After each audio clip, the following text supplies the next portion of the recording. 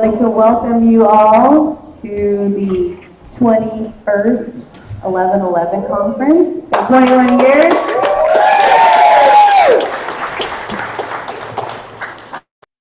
Extremely awesome and beautiful. There's going to be a lot of love. Everybody can feel the energy. Is this space beautiful? Yes.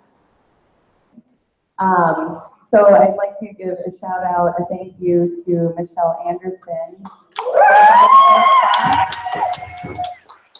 Thank you so much. And a big shout out to Jen Berryhill for coordinating this event. Even bigger shout out to people like Eagle for showing up. And now we're going to have the opening ceremony with Adelia Sandoval.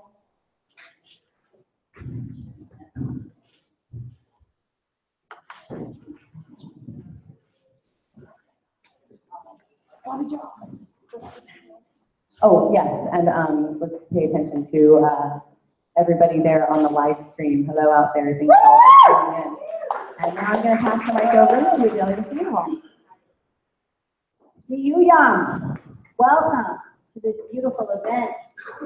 And I'm here to do the opening ceremony, which is appropriate because I'm representing the people of this land, the Ahashiman people, the Wanenu Banded Mission Indians, and we are California Mission Indians. And our traditional homeland is Olive Orange County. We did share some of the northern areas with the Kamala people who come from the Los Angeles basin. But it is appropriate for the people of the land to welcome.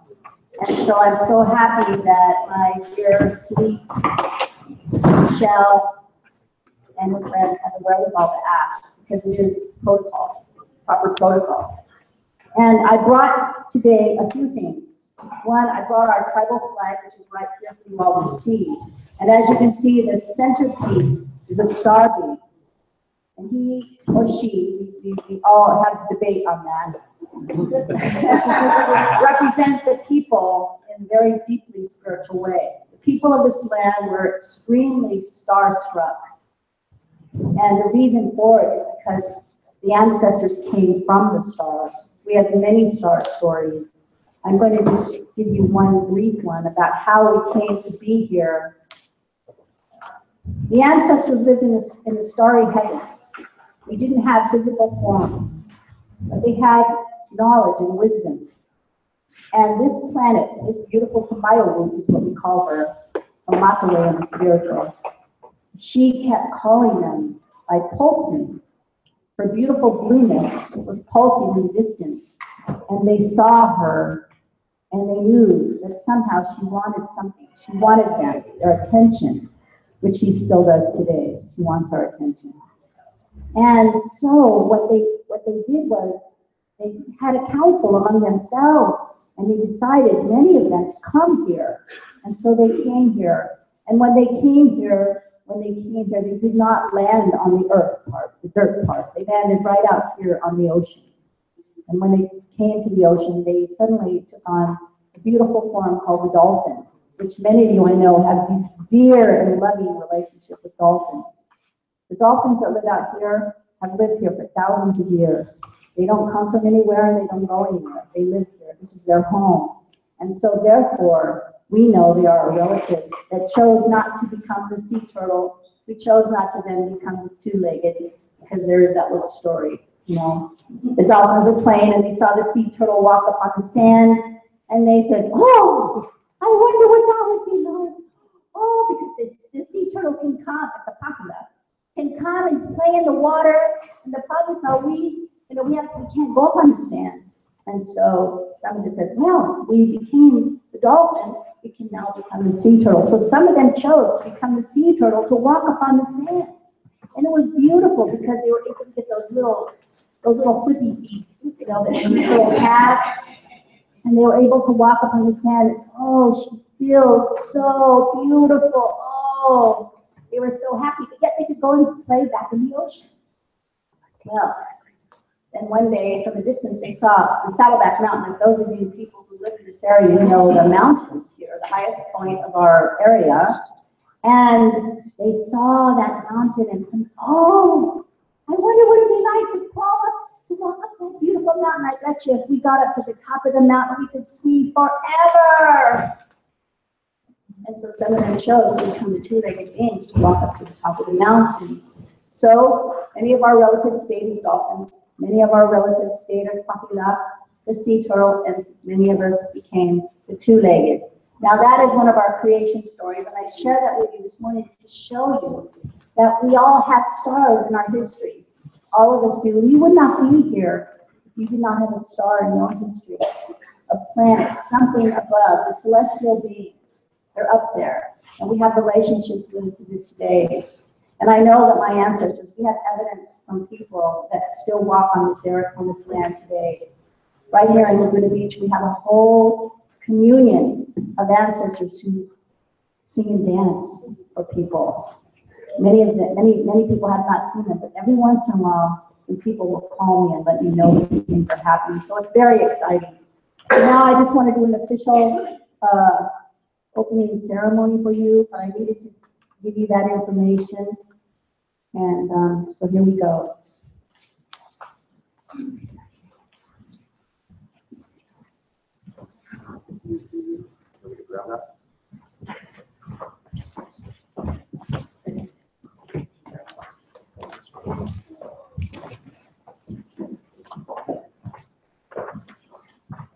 This is our drum. We didn't have a drum here in Southern California, or all of California, mostly we did not have drums. They had rattles and sticks. You can stand.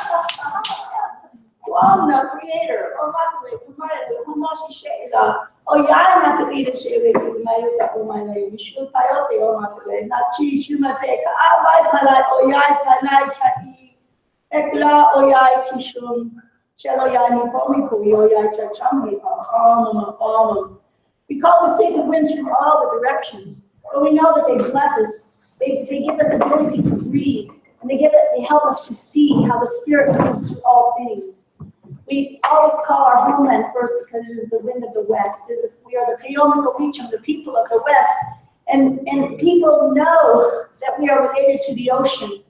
And then we look to the north and we see Kamola Kumla, and we know that the wind is blowing there, and it's always the land of the great Sukuk, the deer, who stands in Kalaupa and looks down upon us and tells us and teaches about sacred listening. And then we call upon the sacred wind of the east, the place where the sun rises each morning and tells us, oh, you are alive again today. Oh, it is magical and beautiful that the sun glistens on the wings of Asu, the golden eagle, who we always look forward to seeing if we can get a glimpse. And then we turn to the south and we see the sacred winds blowing from the south, and we see the beautiful red earth, and we see the beautiful wolves dancing and playing and learning and teaching. And they tell us that we need to learn how to live like them as family and community, and how we know how to dance with each other, play with each other, squabble with each other, and to learn to forgive. This is what the wolves teach us from the south. And then we look up and we see the beautiful star beams, and we see the heavens. We see Temet, the sun, and Moira, our moon, who is half today. We see how beautiful she is, and all the starry beams. Ishma Mashum, the heart of the wolf, is shining brightly. All of the stars reach out and tell us there's something going on. We seek their knowledge, and they seek us. And then, of course, let us all touch the earth. Even though there's wood there, she is right there, longing for us.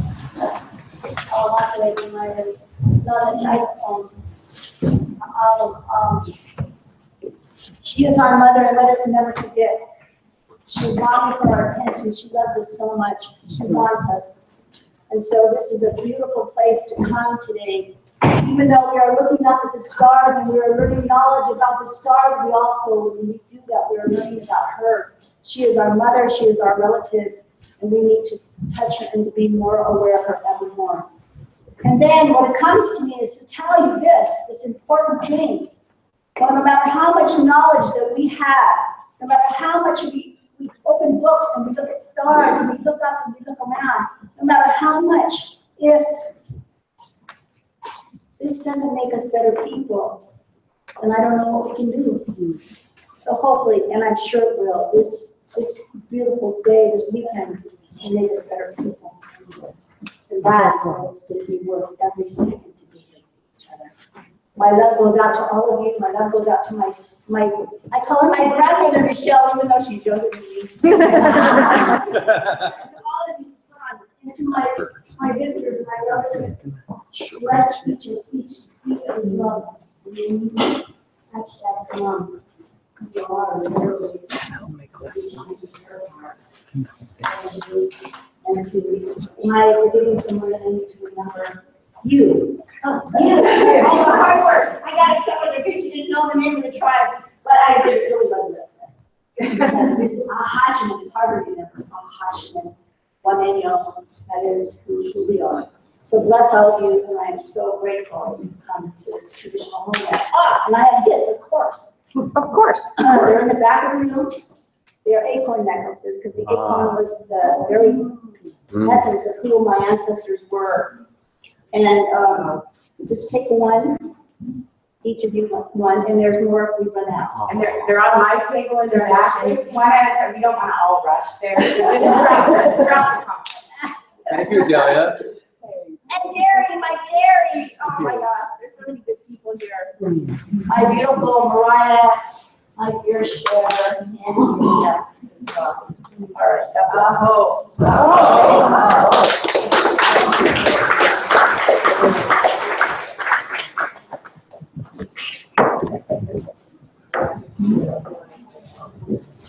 All right, let's give another round of applause for Ms. Sandoval.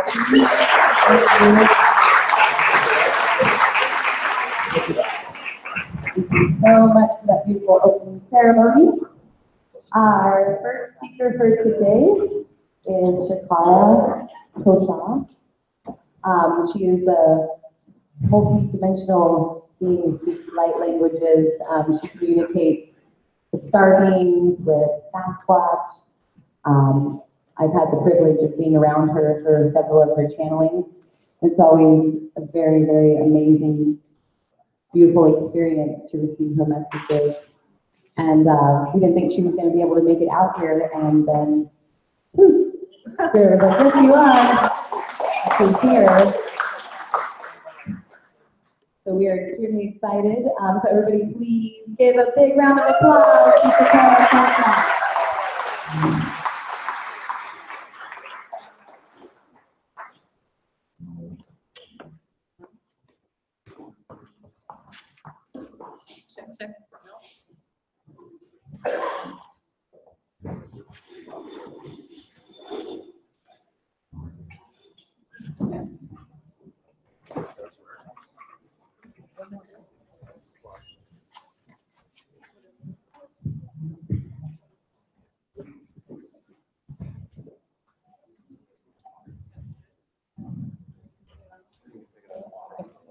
Check.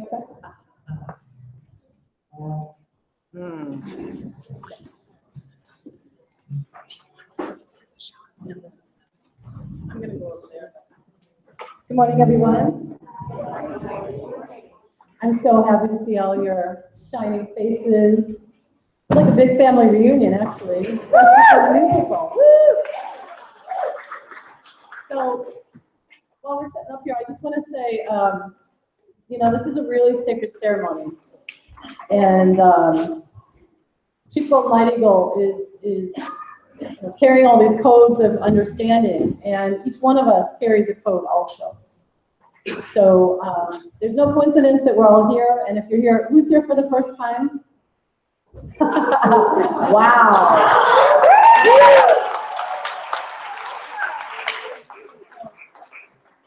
There is no accident that you're here. So we're all one big family, so welcome to the family.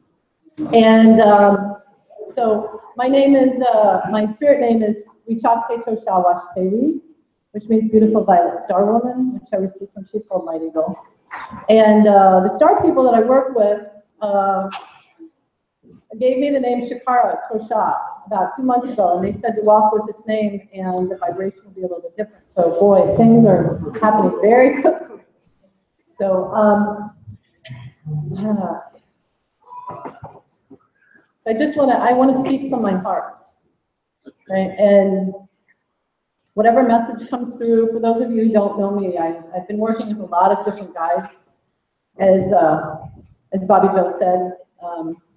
So they're all here, actually. And, so it's a lot of energy, and they're, you know, for any of you who have psychic awareness, there's so many spirits and guides and masters, and it's you, actually. It's you in other dimensions, but now you're here. So welcome to the party. So I just want to play this, and then I'll do a little channeling. I just want to explain a little bit for the people that don't know me. I decided to share some of my artwork because all of this is about coming out of our spiritual closet. And these are some paintings that I've channeled. I painted codes and symbols and scripts and stuff all my life. My mom was an artist, and this is something called an energy frequency signature, and these are lots of galactic languages. So for those of you who channel light language, whether you know it or not, you do. So light language is an energy formation of light, sound, and vibration. So I started spontaneously speaking it, and I ended up speaking like 40, 50 languages. They just flow. And writing all these scripts and these kind of activation codes. So if you choose this morning, these guides say that they would like to send you an energy activation. So it's really up to you, because no one has power over you but yourself.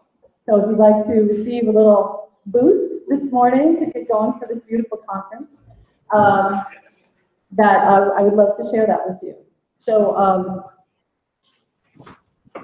as we're just scrolling through this before we start, I just want to share that all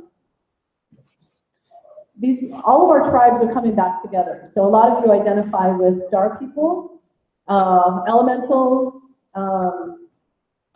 ascended masters, the divine realms, all these different beings, animal totems, and that kind of thing. So each one of us, what these star people tell me, is that we're coded with different kinds of frequencies. So some of them could be genetic, from our historical past, in this lifetime or other lifetimes.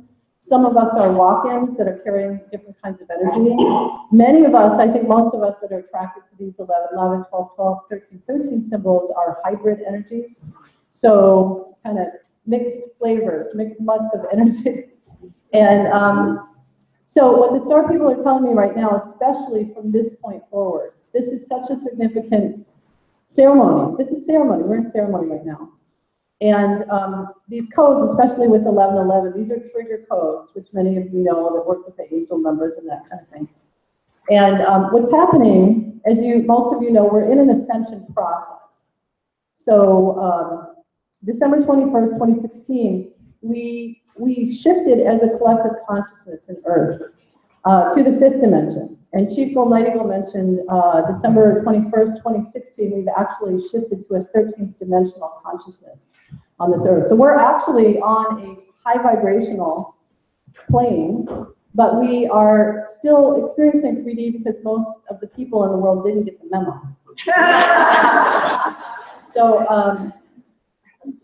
So basically what we're doing is our bodies in time are catching up to where we are in the future. And I believe most of us are from the future, have gone to the past, have experienced all of these stages of growth, wars, pestilence, joy, happiness, movement, all of these different things, so that we could make a choice at this time, a conscious choice on our own of free will to come back and do this work and help this Mother Gaia ascend. So the whales, this is such an amazing place for whales. I know a lot of you are connected to the whales, that's why you're vibrationally here. But the whales and the Sasquatch, who I also work with, and these Arcturians that I work with a lot, they're all working together. So they work in a unified front. A lot of times I'll say funny words, they just give me these kind of word plays, but they say that they all have a job to do, just like us. So some of you are really aware, you know what you came in, very conscious, you know who you are, what you're doing, what your job is, and you could be working in an office, but you're manifesting light language and energy to everyone, or dancing or singing or cooking, whatever your skill set is, whatever your chosen profession, so to speak, is. You've worked with that for many, many lifetimes, but this is the first lifetime that they tell me that we can actually choose the things that we love and blend them with the things that we're good at. So the most important thing right now during this ascension time is to raise your vibration, whatever that means. Dance, sing, love each other, work together, that kind of thing. So basically we're all doing this together. It's a unified coexistence, co-collaborative effort. So I'm so honored to be here with all of you and to share this. So I'd like to just channel some of these messages that are coming through. And this is completely spontaneous. They rewrote this program about 3 or 4 times that I was going to present. They said, no, don't do that, don't do that, don't do that. Just listen to the energy. And so I am actually feeding back to you what you are informing me. So this is really a message from you back to yourself.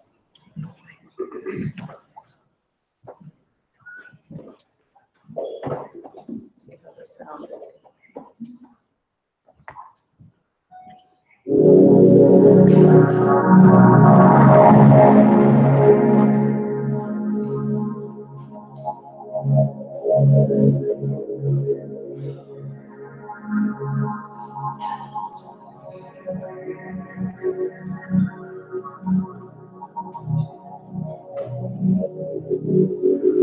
Shuntua Pai no Shani.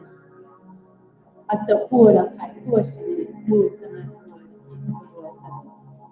Mushaba King no Sana, no Saki, Kido Pai Toshi, Muma Pai, no, and a Pai Toshi, no Siki, Kido Pai Toshi.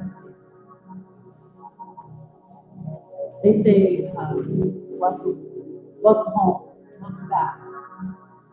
We're remembering how to do what we've already done many, many lifetimes. Shakua da Kaito Shane, no Sakikiro, Kaito Shine, no Sakinawa,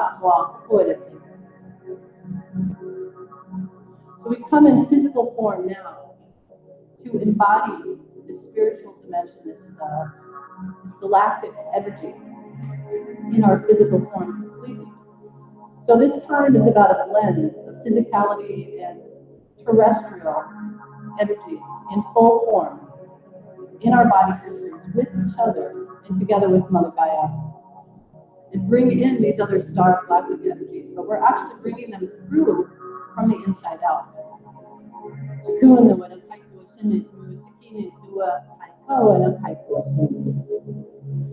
So when they talk about as above, so below, it's also as within, so without.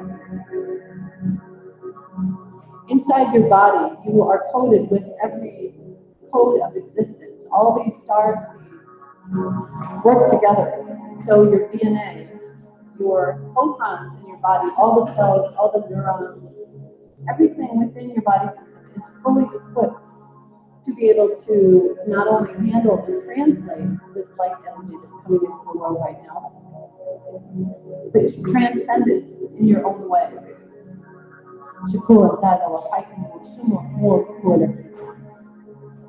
So they tell me that Any aspect of creation is important. If you dance, you're creating something from non-existence. If you make food, if you make love, if you hug someone, if you make art, whatever your profession, if you're a carpenter, whatever you do that manifests something. And what we'd explain, what happens is you bring in this higher vibrational energy into your body system, and you're mixing it with really who you are. So each one of you is distinct, each one of you has a purpose, and each one of you has a message. So when you do this in an act of creation, what you're actually doing is not mirroring what Creator does, but you are being Creator itself in full form. So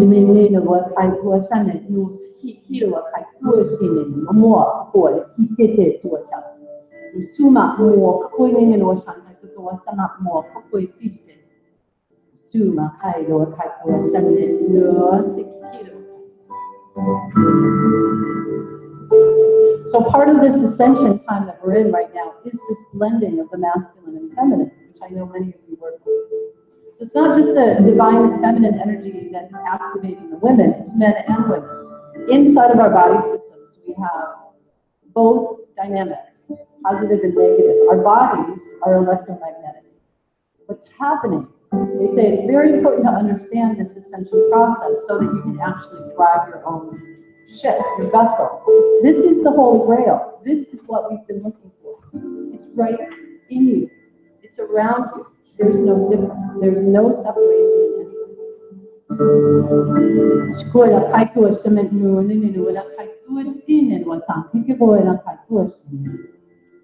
So they said, once you understand this, you can play with it like a game. They said, don't take anything seriously. This is this mental construct that's part of this matrix that is dissolved. So what's happening, as many of you know, in the things they spray in the air, what they put in the food, in the water, in the mechanics of marketing and energy that way, we are deliberately, by negative energies being chosen to be manipulated in a certain way and limited. Because the power that we carry, especially as a collective force, can change everything and anything. We have the capacity in our body systems right now to telepath with each other. We're doing it right now in another dimension. So words that I'm saying and sentences are symbolic. That's why I'm really attracted to symbols, because symbols represent very big concepts in very simple form. So when you see a certain symbol, and I've learned from the chief, if you activate it, if you circle it, you can do anything with it. So what my star guides have been showing me, that I've done many lifetimes, is learn how to embed codes into objects, energies, and environments, basically, and then pull them out as needed. So the whales do this in the water. They embed codes in water, they go down to the bottom of the ocean, they hold the vibration of the earth. So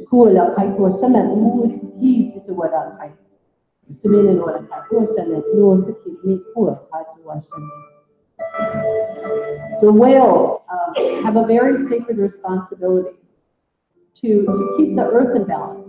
What they're doing is they're moving up and down in the water, is weaving webs of light. They are connected to the sun, which is connected to the central sun, the galactic sun, and the beyond the beyond. They are stringing these codes of consciousness constantly from these outer systems into the earth and back. They're actually like feeding the earth energy to keep her alive. She's a star being. It's also a sin. So everyone that's walking on the earth plane right now has, because of the law of balance, is also in the same vibrational state. So we all had a consciousness to come here, but some of you may not remember because the energies that we put a kind of a veil over our pineal gland and our consciousness and our energetic field, so that we could function here and learn and remember. So we were dropped here, chose here, came here, and throughout our lifetimes, we've learned all these behavioral systems in this 3D environment that have been constructed and archetyped to keep us, they say, submerged.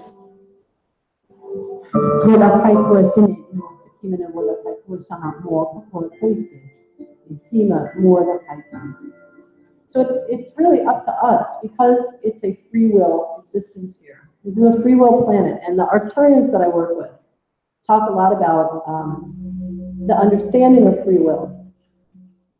That no one really has power over anyone else. That if you respect another person, then there's really no conflict. So they show me if you're having difficulty with something in your life, or a person in your life, or something that's happening. As I learned from Chief, instant forgiveness.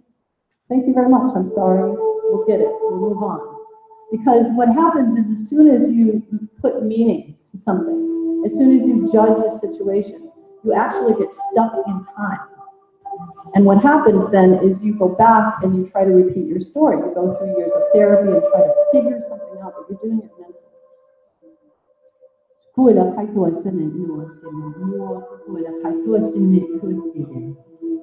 So what we need to do right now as individuals is move from your head to your heart. I believe you're all in your heart right now, especially at this moment. And it's an exercise, it's a muscle. You have to keep getting it back there. It's like meditation or physical exercise. So it's okay if you slip, but correct yourself quickly. So when you don't have judgment over a person, there's no attachment. You allow them to be themselves. And then you can be yourself. So what's extremely important is to find your own voice, find your own vision, find your own talent, and be you. You be you. Because there's no one like you. And the hardest thing right now with this ascension process is to see these systems breaking down around us. You know, we don't know where to go sometimes, what to do, why it's happening. Everything is okay. Everything is happening on divine time. So you can choose to sync with it, or judge it, or be frustrated by it, or whatever. All of those things are your choice. So I would hope that we all choose to feel something in our heart. When you move in your heart, it's a completely different connection. Suma mo kola kaite do shinen suma do shinen do la kaite. Lu sekiro kaite do shan ko shinen do kaite.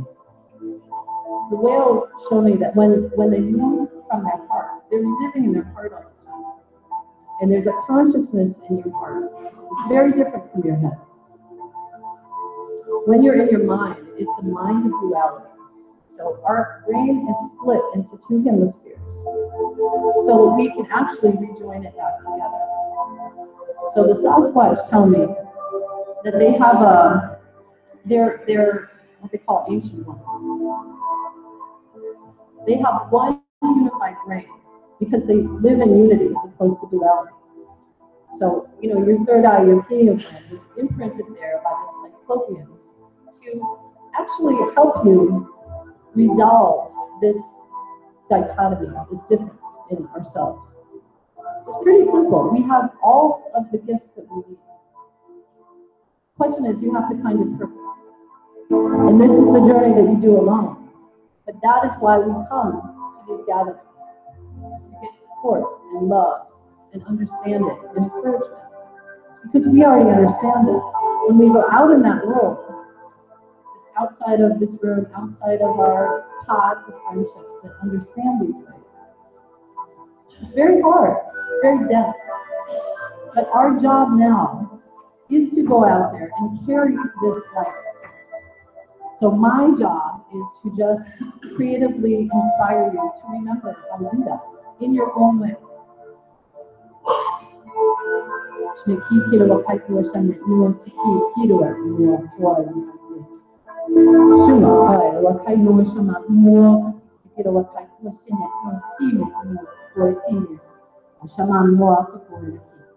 this light language that I speak is a kind of blend of star languages and energetic language.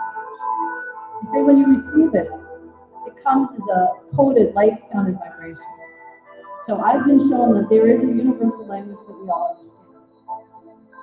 And then there are different tribes of languages. The star people, we call them star nations or star people, from these different planetary systems, each have their own distinct language, understanding, and vibration. Just like we do. We have our dialect from where we're from, and we have a language that we speak, but there's an inherent understanding. When someone speaks this light language, it's a code carrier of existence. It carries vibration that is much more than audible. It's physical, it's mental, it's audible. It affects your auric field. So there are many in this room that do this spontaneously. There are many that have done this for a while. And what I found is when I speak light language, it activates something in their creative DNA, as I'm told, or in your creative DNA, so that you can do what you need to do. It kind of frees you up in life. Shema kaila wa kaitua shene ne saki kilo wa kaitua shan. Suma ko la kine. Suma kilo wa kaitua shene ne sikua kai no shama mo la kai no shine no san. Shu kaila wa kaitua shene no sing ko la ki to So the dolphins and the whales want me to share some of the messages that I've received about water. So, you know, when they say water is life, it is life. It's an elemental energy that exists in everything. They show me it's a conduit and a connector between everything. So the whales and the dolphins, when they shoot their sound codes, many of which are way above or way below our audible frequencies, our ears can't hear them, but you can feel them. If you get into your heart, you can speak to the dolphins. So when you're talking to these other trees, plants, stones, animal nations, star nations, we talk to ascended masters, all you need to do is to simply fine-tune into their language. So when you make a connection with someone for the first time, you try to find something that's familiar. Oh, where are you from? Oh, I've been there. You know, as we all do when we're meeting each other again. We've all been down this road before. I get that. And all of nature is coherently formulated. I mean, our bodies are made of natural substances, the earth, the elements, and that kind of thing. So when you tune in with these elements in your system, and you go into your heart, and you live that way, you're moving from duality to unity. And what happens is that your auric field starts to open, and you can see everything. I'm sure many of you have had these very, very profound experiences because you're here, where you see colors and orbs and light and sound and hear things, and the grass just glitters. Everything is changing with this transference of energy. So what they show me is that Mother Earth is vibrating at a particular level that they call the Schumann resonance. She's choosing actively now to step up in an energetic level. Because we are walking on this earth, we are connected to her. So whether you know this or not, it's happening. Whether you know this or not, these energy changes and shifts are happening. So I've been told it's better to know about it so that you know how to navigate it. It's like navigating your own ship. So when you become aware of these, what you do is start to tune in with your inner frequency. Then everything is a feeling. So what this divine feminine aspect of creator that comes to me shows me that when we go inside, in our heart, you have intuition, heart, and mind. You have to put them all together now, and they work together. When you're functioning from your heart, there's actually a sound that goes from your heart out. It's an inaudible sound, but it's a vibration. And we all speak this heart language. That's also why we're here. We are heart speakers. They say that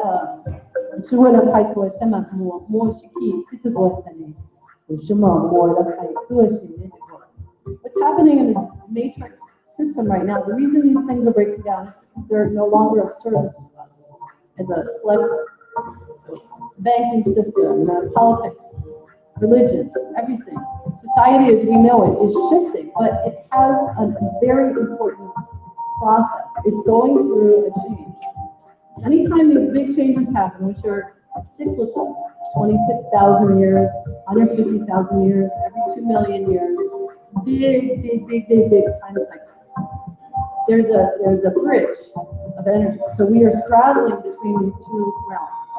That's why it feels so funny. One day you wake up and you're going to work, you're doing your thing, you're in your car, all of a sudden, you go somewhere else. You go up to a star system, you go on a ship, you go in the earth, you go wherever you go. And you're being upgraded. But these waves are happening so much more frequently because there's a surge of light coming in from the sun. Because the earth is vibrating faster, we are opening these codes. So some of you may have heard that we're moving from a carbon-based system to silicon, which is crystal. What's happening is we're turning into crystal light being. Every one of the photons in your body are just balls of light. Everything vibrates at a certain tone, at a certain frequency. So all you have to do is start to recalibrate a little bit. If something feels off, don't ask for advice or understanding from outside. You need to go inside and ask yourself, what would I do? So you are all masters. Back here now. This is our family reunion, but this is also a meeting of the masters. The most important thing they tell me is to trust yourself. So part of free will is not to judge yourself. When you allow yourself to be human, which means to cry, to get frustrated, whatever you go through, to be joyous, we are here to understand and master emotion and the body system, anything in physicality. So we're bringing these star energies into our body. It's not that we're going to go up in space, we're going to dissolve. Maybe that'll happen. Nobody knows, and it doesn't really matter. It's like, it doesn't really matter what star system you come from. It's what you're doing right in this now moment. So when you're in the now moment, now, 2 seconds ago no longer exists. Whatever happened before you came into this room is irrelevant. Because what we're doing is we're creating our future as we're living it. When you're in the now moment, you can go in any direction. When you're centered in your body, you get grounded, you can fly. So,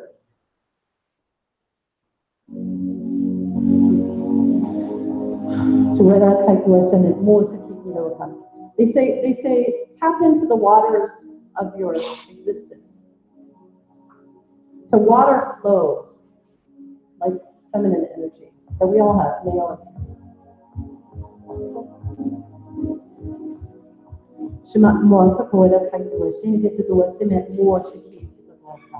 They say when the dolphins and the whales say when you move from place to place, you recalibrate your energy. So we're all here in this energetic field of all these whales and dolphins and each other and everything that's happening in this particular place.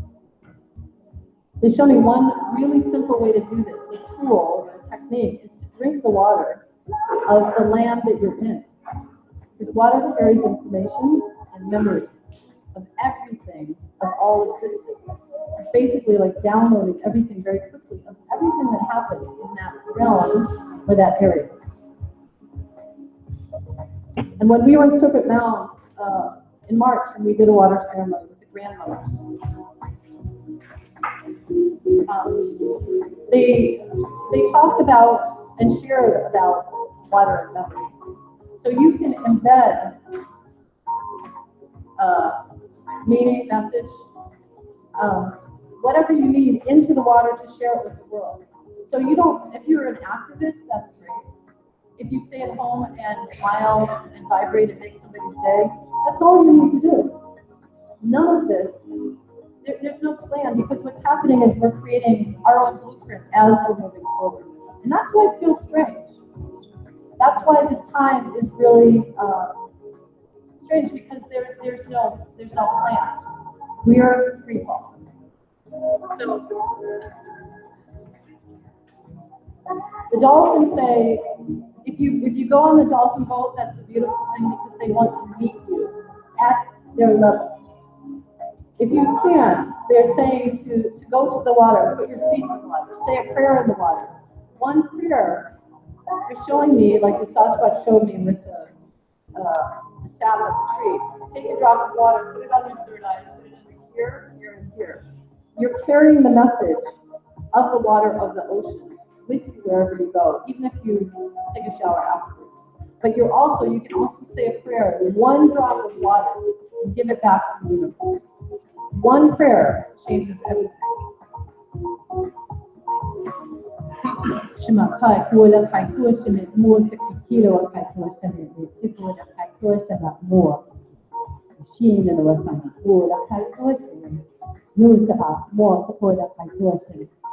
Sima mua kuala kai tua shema mua siki lua shiki kitu wasama. Shum kai no washan tua sheme yoko tua sheme dosa. Usaka nuala kai tua shema mua kuala kai tua sheme lua siki lua. Shoot,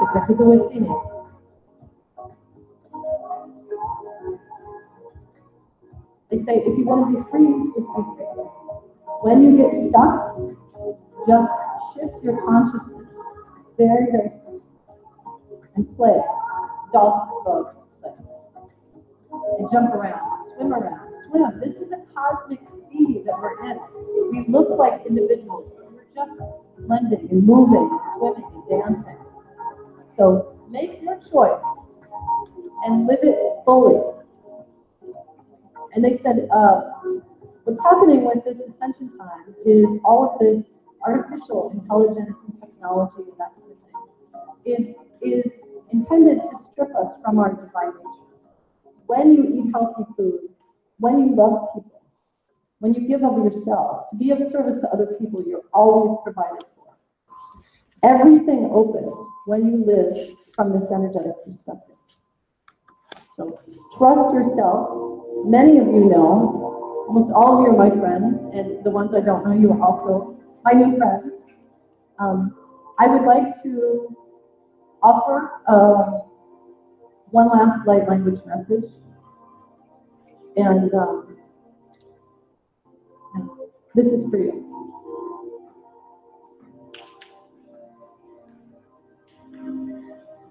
Shema Kailoa Kaitoa Shama Mo Kupola Kikoa Shana Music Kiloa Kaitoa Shama Mo Kupola Tuesday.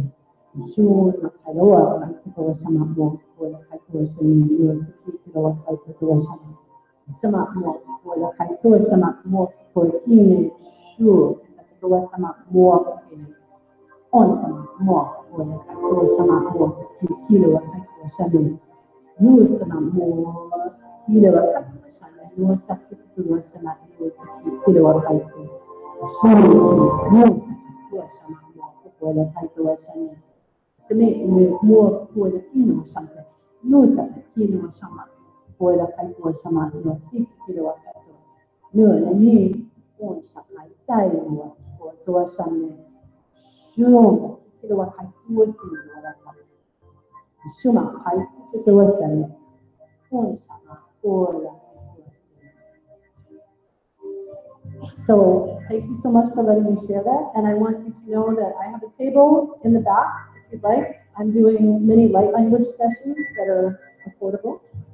And I'm also selling an ebook and some art, hand-drawn art and scripts and whatever. So they're activation codes. But whether you purchase anything or not, please reach out to me, hug me, touch me, talk to me. I want to reach every one of you. I love you so much. This is going to be an amazing gathering. It is an amazing gathering. It's just going to get wide. And what we're doing now is we're sharing this vibration out into the world. I love you all so much. Untitled Chapter.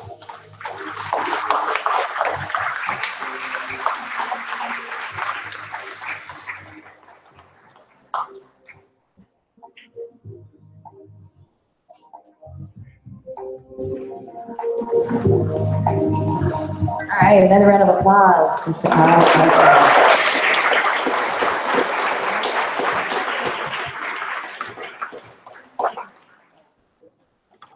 We're just gonna get things set up and then I'll be speaking next. Anybody needs to run to the restroom really quick? Just please keep it to the 5-minute mark. 5 minutos. And count. 4:40. 4:45. 4:40. Okay, you're ready talking for about? Okay. She needs her own thing. You need to start putting one like you're right here. Hi. With like the little baby, she just slide in. Your favorite? Bobbie Jo, can you tap that mic for me? Pretty quiet. This too. Let's see. Maybe a little bit more.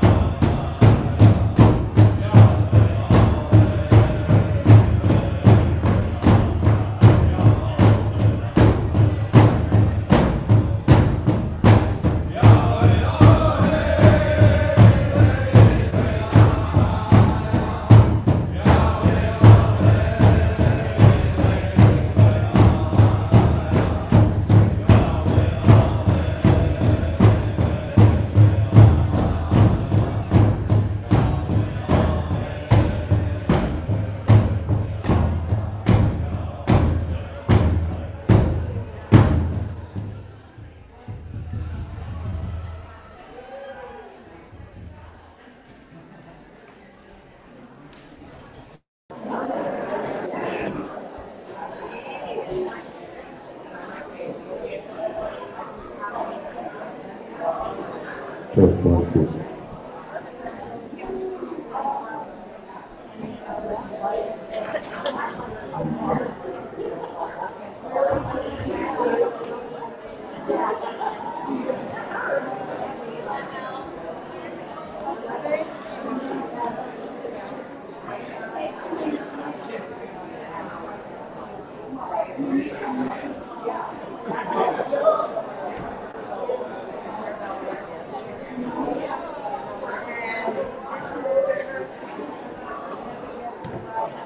Okay, is everybody good, having a good time and sit down? We have the next speaker coming up.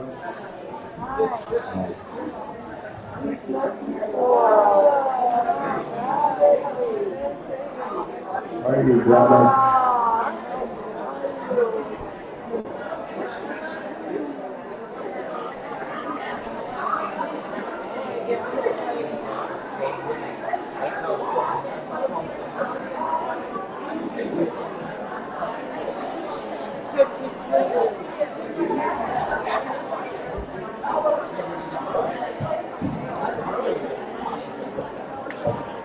Okay, everybody grab a chair.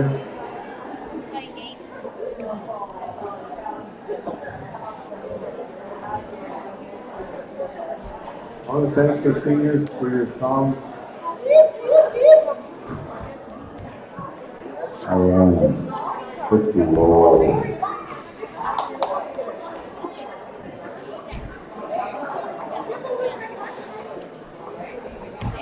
All right, all you highly enlightened beings. We have a next speaker coming up. We gotta have some attention. We're kind of like a little bit behind. I think Daniel sang too slow in them songs, so I'm kind of drug out a little bit. So our next speaker is originally from Nebraska, somewhere out in the middle of somewhere, Husker people. But she spoke at one of the SB Park Star Knowledge conferences, and I had the got to listen to her speak, and then I told Jen, I said, that lady is speaking our language.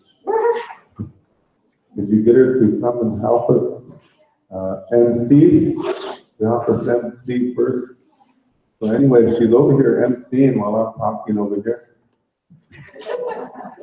But she's really been a very strong influence with the circle, as I know most of you are as well.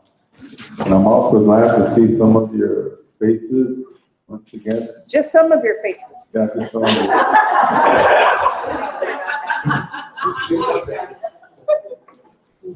So, we have some of the star people that come in some of our ceremonies while they recognize her as a beautiful voice woman from the start. And then there was another relative that come in from this butterfly nation, and they see her as this beautiful blue butterfly woman. So we use that name to in honor and respect and love for who a person represents as far as nature, as far as star people, as far as ascended mastery realm. So we have many names depending on what nations of star group that you work with, or nations of earth people, or nations of the ascended masters. They all know you as a special name. So with that, I know her as Harvey.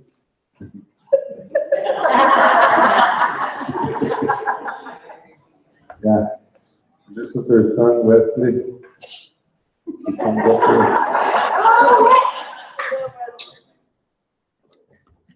So I want to ask.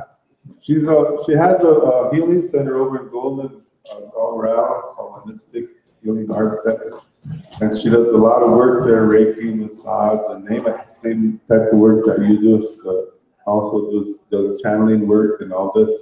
and she's really helped me as far as physically as well, because I had a lot of problems with my knees, and she cut me off that groove, you know, and I got my knees back. You know, so I wanna say thank you. And what really helped me was her tears. It made me look at things a little different, because I'm used to eating bread, I'm used to eating all that good stuff, you know.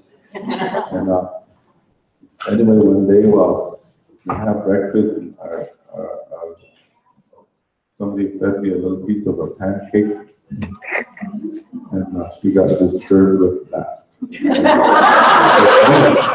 One of the people that served me was me, and she shed some tears because I know she's sincere. She said, "You asked me for help, and I'm helping you, and you're going against what I'm trying to help you with." You know, so I know the sincerity of somebody really trying to help you go the extra mile with that devotion, that commitment, and dedication to staying in good health.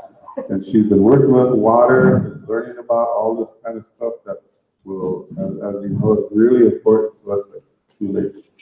So with that, that's just a little bit, but there's so much that we could go on and on about talking about each other, how beautiful we are. But I want to ask you to give a warm welcome to Bobbie Jo.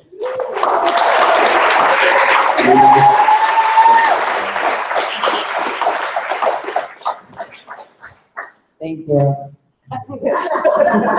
Thank you, RL. It's an inside joke. I'll fill you in on it just a little bit because it's funny. We found a lighter after Sundance that says Rotten Robbie, and nobody knows who it was or where it came from or what happened. And so one day he's like, "I'm going to make the R a B and do Rotten Bobbie." And so now he calls me RB and I call him RL, so he's Rotten more. If you hear that, that's what it is. But we're not really rotten. So thank you all for being here. My name is Bobbie Jo Kuhl. This is really, really awesome to see all of you and see the Star family and the birth plan. So at this time, we're under the moon of the law of innocence, truth, and family. And if any of you have the 1111 books, or if you don't, you should definitely get one because that's what we're under right now. And so with this, it's the protection of the child, your family, your birth plan, and your community. And we all carry cords, silver cords of love, that we are all connected to each other in some way, and everything that is around, we're all connected. So there are times where we pick up unhealthy cords or connections or attachments, and it's hard to, thank you. It's hard to protect yourself or protect your family when we have those attachments. And so part of the message with this moon is also about letting go and just being completely unattached. So with what I was going to talk about with high vibrational living, I feel that this plays into that because there's a lot of things going on. Like, yes, we bless our food. There's so many different things that we can do which are important, but there's a lot that we're not aware of. And when we're not aware of things, you're not really praying for that if you're not aware of it. So I've been researching a lot of different things about food, water for a few years now. I used to live at McDonald's and Taco Bell and Wendy's. And if it was green, I would ask it to be removed from me. So I started having some health issues, and that's when I started making changes, and I started off with gluten and realizing that there's actually no nutrients whatsoever in bread anymore because wheat is being mass produced, and so they've taken out all of the nutrients. And if you look back at what our ancestors ate, they weren't eating bread every single meal, every single day. It was in moderation. And so from that, it led into products, and then that led into water. And I started learning about fluoride in the water. Does everybody know that fluoride is added to our water, sodium fluoride? And how many of you think that or believe that that's occurring naturally. So everything I've heard, we actually just talked to a geophysicist recently, and when I brought it up to him, because he works with water, he said, oh, it's it's on the periodic table, it occurs naturally. But when you look it up, the actual form of fluoride that they're referring to occurs rarely. It's actually very rare, and it's extreme trace amounts, small trace amounts. So the actual sodium fluoride that's being added to the water supply is a byproduct. It's a neurotoxin. It's chemical waste from aluminum plants, steel plants, and from making weapons. And the original people who approved this are the makers of the atomic bomb. So they had all this excess waste and didn't know what to do with it. So they had learned that Adolf Hitler had started adding this into the water supply because it lowers your IQ, it calcifies your pineal gland, and it makes you weak, it makes you sick, you start to lose your teeth, you pretty much just go downhill from it. So that's what he was adding to the water supply about 10 years before we started doing that in the United States. And when you look this up, it states that the World Health Organization declares it the best medicine that they've ever helped to give to humanity. And their reasoning is because it prevents tooth decay. That's the reasoning. So every single thing you look up, it's like, prevents tooth decay. Shut up, don't ask me more questions. But what's funny is, why aren't they adding vitamin C or magnesium or any other vitamins or nutrients that actually help your teeth to become strong and healthy, as opposed to just this product that when they applied it to a tooth, it has been known to prevent tooth decay in small amounts. But if you apply too much, it actually rots your teeth. And then it's 5 to 10 grams. If ingested or inhaled, you die. And so that's not that much. 5 to 10 grams is not that much. And I know they're adding like a certain parts per million to the water supply, but that means we're showering with it. When you heat up the water, it doubles the concentration of the fluoride. So if you're boiling noodles, making hot tea, coffee, anything like that, you're getting overdosed with it. And the fact that it affects the pineal gland so much is why this is so important to realize and find out in your community how much fluoride is being added to the water, and what you can do to help get rid of the fluoride out of your system. So I started researching fluoride testers, and they're nearly impossible to find. And some of the fluoride testers that I have found are over $500 for a decent one. So it's really strange that there's all these other filters that let you test for zinc, copper, all these other minerals that are actually good for you in your water, but you can't test for fluoride, which is being added without our permission. Did anybody here ever vote to have fluoride in your water system where you live? No, nobody. So you can look it up on the CDC website. It'll tell you how much is going through your water supply. So obviously the best way to not have fluoride in your water is to have well water. If you have your own well, if you're lucky enough to do that. A few other things that I found were water filters that do reverse osmosis. That gets out about 85% of the fluoride, which is, it's better than nothing. However, reverse osmosis kills a lot of the good minerals and nutrients that you need. So something that you can do, there's this brand, it's called Trace Minerals. They sell it at most health food stores. You can get it online. You can add some of that to your water because magnesium is a great way to decalcify your pineal gland. And so is everybody familiar with what the action of the pineal gland is? For the most part, maybe. Tell you again. No, I really wanted to know. I'm just kidding.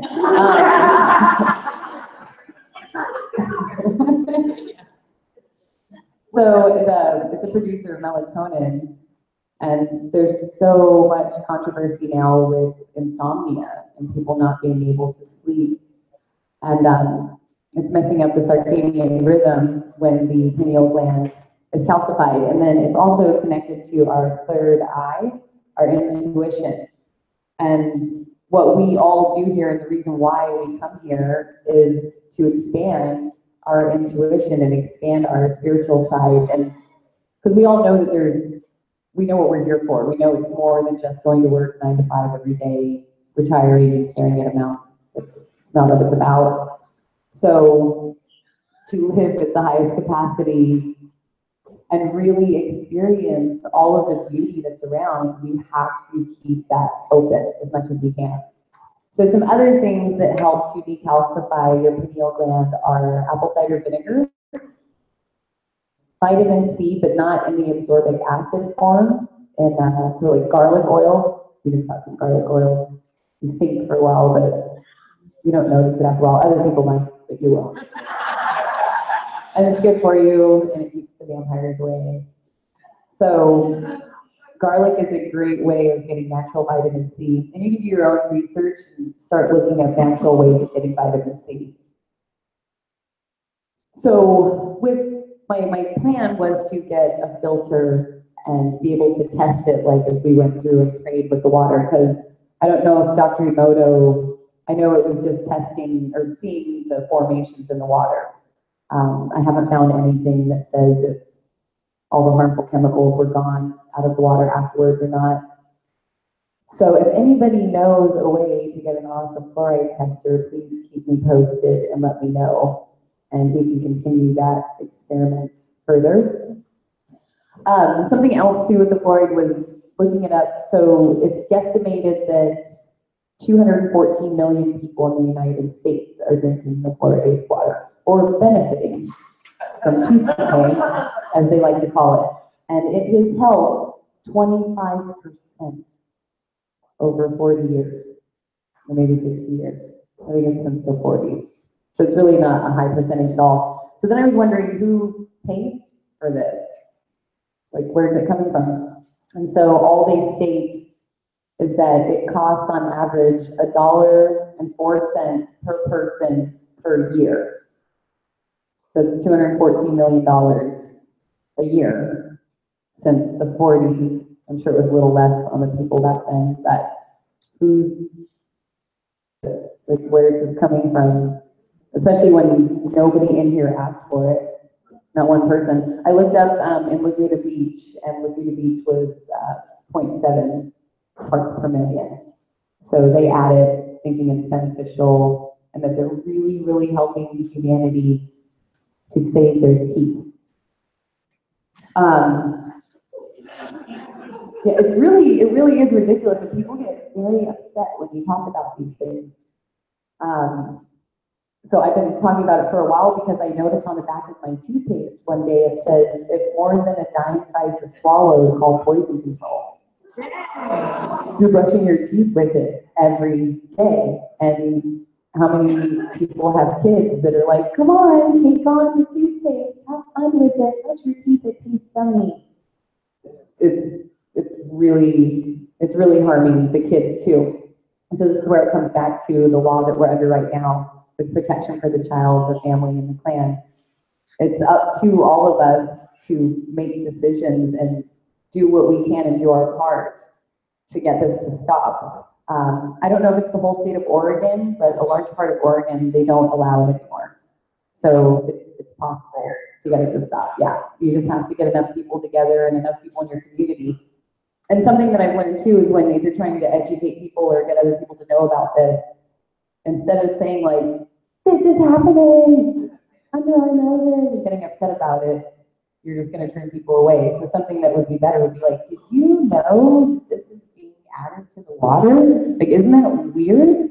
Isn't it weird that somebody is spending $214 million a year to help us prevent tooth decay? But I've had cavities, and I've lived in high fluoridated areas, and my teeth got worse. And I used to live in West Texas, and the fluoride level is off the chart there. And supposedly that's occurring naturally, but all of my friends had brown teeth. They're in their 30s and they've lost their teeth. A cancer that's associated with it is a rare bone-eating cancer. So the list goes on and on of how harmful it is. And so this isn't to scare anybody, it's just to raise awareness of taking back our right to have clean water and what we need to do with that. And also when we decalcify the pineal gland and we're more open, there's a lot less chaos. You can handle situations better. You're not irrational. You're not constantly like, what's happening? Is it a full moon or something? What's going on? Mercury retrograde? You start blaming everything else when ultimately it's always from within. It's always from within. So the water is important, and then the food is important too, because a lot of that food is being watered with this fluoridated water. And when you look at what happens to the filters, the fluoride filters that you can get for your shower or sinks, eventually you have to change it because the fluoride hardens around it. And so it's just more proof of like what it's really doing to our bodies. Cilantro, I just came up. Cilantro is another good way to help decalcify your pineal gland. And it talked about saunas, which are awesome, and we all love sweat lodges. So that is another beautiful way of detoxifying yourself from sodium fluoride poisoning. And then it also talks about how there's no smell, there's no odor to the fluoride that they're adding to the water. But where I lived in West Texas, the water smells like rotten eggs. It smells pretty bad. And they're adding all of these other things to the water system to try to combat that, when in reality it's not necessary at all. So another way to live high vibrational is cutting out sugar. And I know nobody likes to hear that at all, but it actually... Yes. But you can make your own chocolate and use honey. So yeah, there are other forms of chocolate, and it doesn't have to be the bitter dark chocolate. But that, anytime we consume sugar, it's a depressant. So if you notice, you start to feel weird after you go on a sugar binge over the next couple days, and it's not just immediate, it's over the next few days because it takes a long time to process through your body. And so if you, like, what is the most promoted thing out there? I don't see any commercials for, again, vitamin C, magnesium, vitamin A, K, D, nothing like that. Everything's for milk or Nestle Crunch Bars or Coca-Cola and Pepsi. It's like they make so much money that they're able to just pump it out there in our faces, and it's enticing. And it's addictive. It's completely addictive. And that's usually why people get mad when you say to cut down on the sugar, because they get pissed. It's a drug. I was really mad about it. But I didn't realize how much it was affecting me until I stopped. And it took about 2 weeks of quitting Pepsi before I wasn't tired in the mornings, because that was my coffee. It was Pepsi. I'd slam a couple of those. And then I noticed after a couple months, my stomach changed. I didn't feel as bloated. Everything just really got better. And so monitoring how much sugar you have in one sitting. So if you look at a Coca-Cola, it's easy to drink like a 16-ounce one of those, and that's about 50 to 60 grams of sugar, when we're not really supposed to have more than 7 grams of sugar per sitting. So that's 21 grams of sugar a day. And then we're putting that out there, feeding it to our kids, and it's helping to block them. And then that has fluoride in it as well, so then it's calcifying their pineal glands, and they're our future. Like, we're depending on them to help make all of these changes that we want to see, that we're working so hard towards. So with the sugar industry, I hope I'm not upsetting anybody. There are a lot of alternative forms. You don't have to eat like crap. I found a lot of really, really tasty things, and you guys can come up and talk to me later throughout this conference if you need any help with alternatives or different choices. And it takes time. It's definitely not easy, but as Chief Goldlight Eagle has said before, because we've spent a lot of time on the reservation, it was, how did you call it? Poison control? Chemical warfare. Yeah, so it is chemical warfare. So they took away all of the access to grow your own food or make it convenient, because now you have to go work 40 hours a week somewhere else. And now you have to go buy your food from the grocery store, and then they don't even offer really any healthy choices. It's whatever's cheap and easy. Cheap and easy. So you eat cheap and easy, you're gonna be cheap and easy.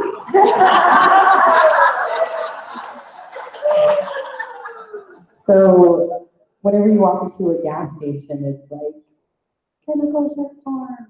It's insane. There's absolutely not one thing in there that's good for you, not even the water, and definitely not the gas.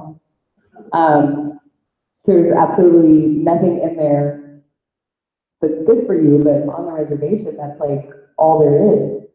It's gas stations with just a bunch of food that's really cheap to make, that they just keep bringing it in because people are addicted, and that's happening everywhere. It's really nice being in California because there's a lot more awareness here than there are in other places. I'm from Nebraska and grew up in West Texas. Oh my gosh, it's bad. It's really bad. I know I had to live there because I had to learn about all of these things to be able to help educate people in the future, because I didn't believe it either. It is a chemical warfare, and it creates war against people too because of the disagreements on it of like, you need sugar to live. That is total bullshit.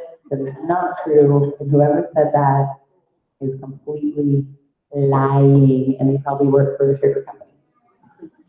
So, and most of the scientists or doctors that say that, somebody's paying them to do that research. They're not just doing it out of the goodness of their heart. To be like, yes, sugar is great. It's so good for you. You really need this amount. It's all about keeping everybody subdued. Was it George Carlin who says, we want everybody smart enough to do the work, but dumb enough to not ask questions.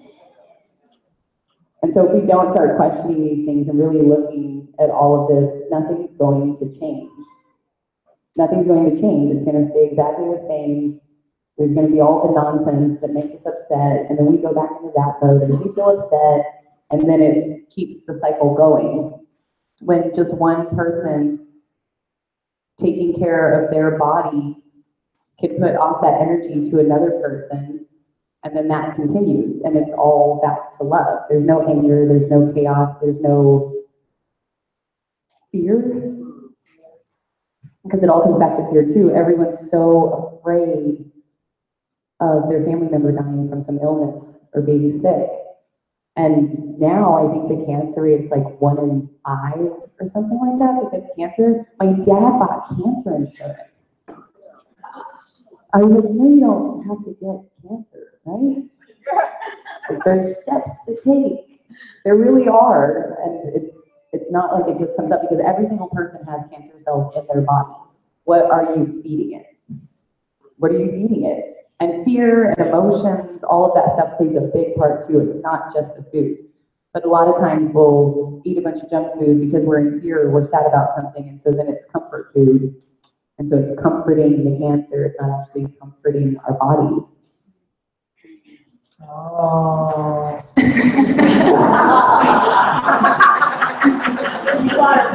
Yeah. Did I hear something happen on the computer? No, I was thinking about what you said. Okay. It just makes sense. It really does.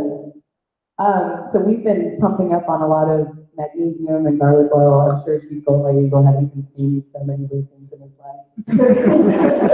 It's really, really funny. I'm like, take this garlic oil, swish it around. Colloidal silver. Colloidal silver is another really awesome thing. Does everybody know about colloidal silver? Bring that back. My theory, because I read that colloidal silver will, they give that to people if they have sodium fluoride poisoning. So in theory, maybe it would negate it if you add it to the water. Again, I need to get a filter and figure that out. But consuming that, swishing it around in your mouth. I've sprayed it on my face. It's really, really amazing, and that's another way to help your body and keep it clean and keep the love flowing through. And so, since we are all connected by water, that connects everything on this entire planet. Every single thing is connected by water somehow, some way. And now here we are in Laguna Beach. I mean, it's so amazing to see the ocean. I live in Colorado, and I'm not really a fan of the ocean. I think it's beautiful, and I'll say that, but then I get here and I see it. It's just like, it's so majestic. It's so powerful.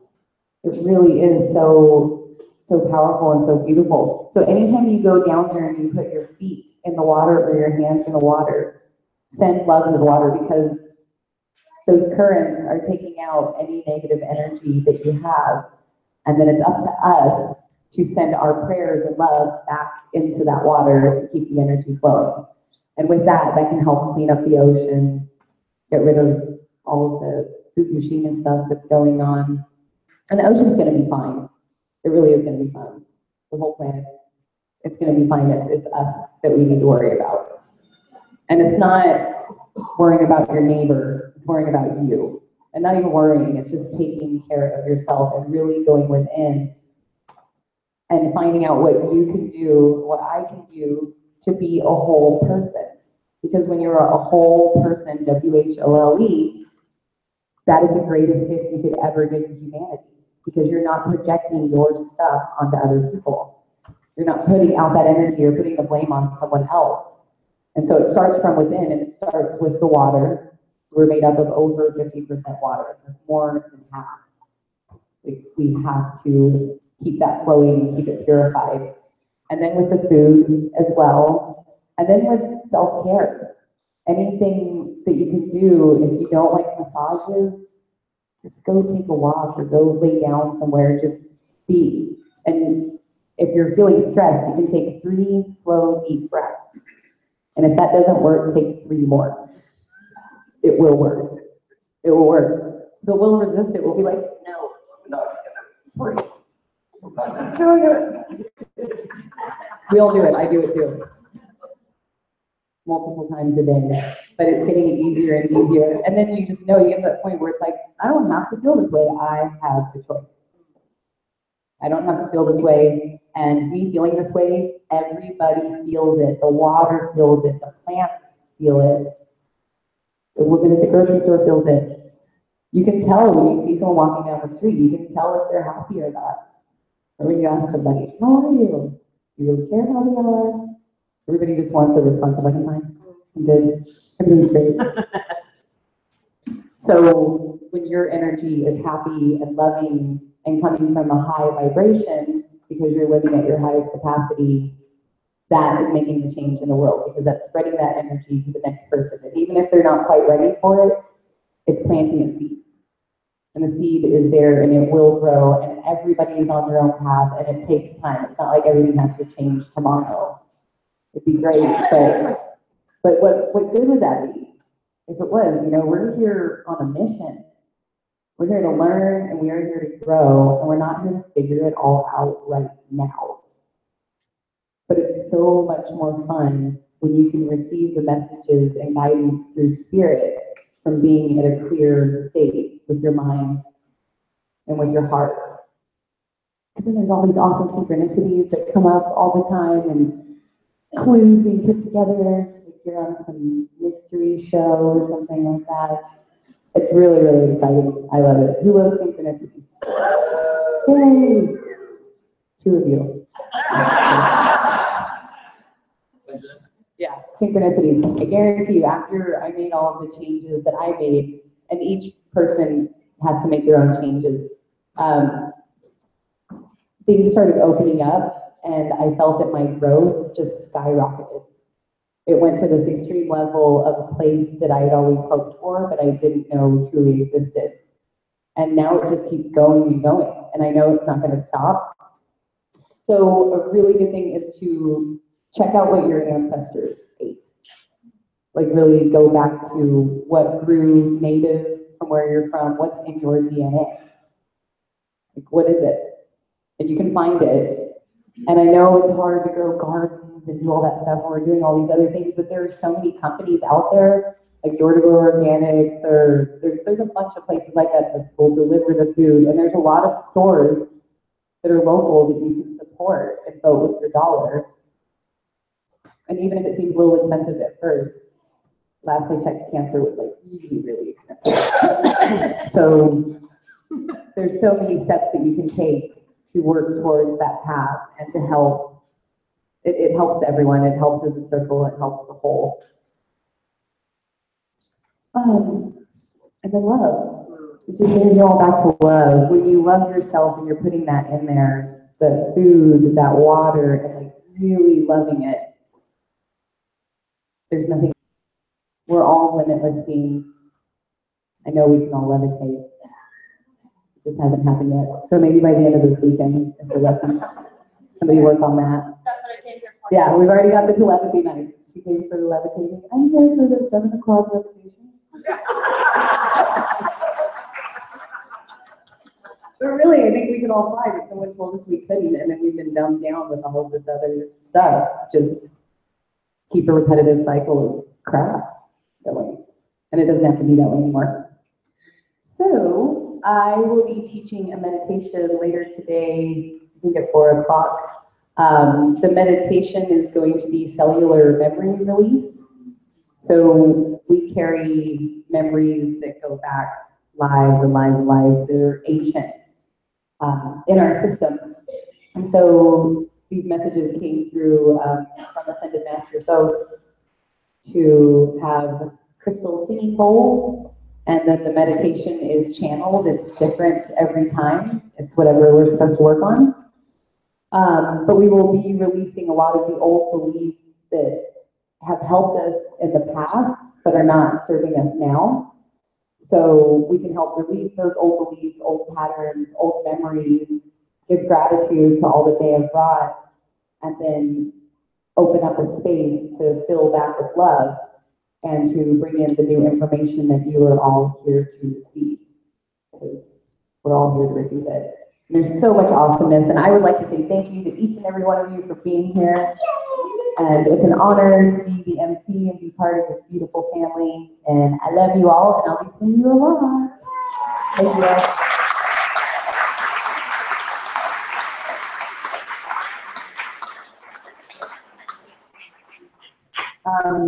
So we're going to do this little 5-minute break, and then Chief Goldlight Eagle is up next. So the last break, even though we said 5 minutes, it was about 15. So if you don't have to go, then don't, just hang out so you can be here. Otherwise, if you really need to go to the restroom or something like that, please do that.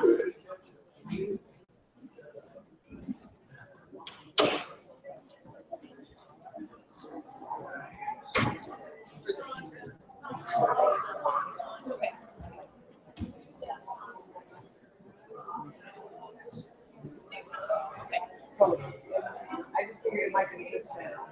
Keep your next presentation, laptop down, or microphone, that's it? Microphone and laptop down for you? Sure. She's got the cool one. I grew up close to Lubbock. Oh, my brother lives there, so I lived in New York. My parents live in Lebanon.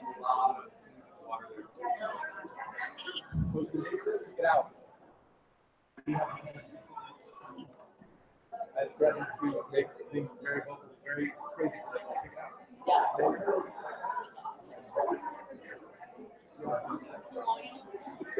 I like you guys playing. It was around before they called antibiotics. It was the original antibiotics, and then they came like ionized water.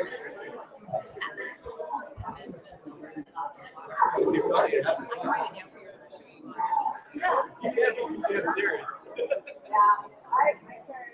grandpa's been making it his best if you can make your own, but yeah, you can make your own.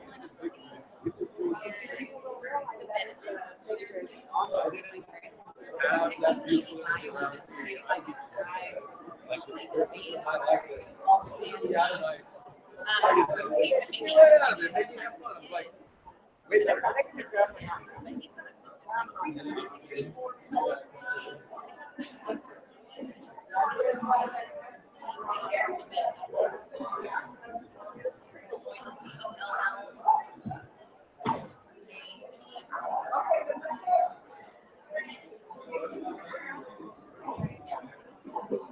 So the brand I usually get is Grace. There's a lot of really good ones out there. I just trust that company. Yeah, and it's Grace. Yeah, I think they're really good.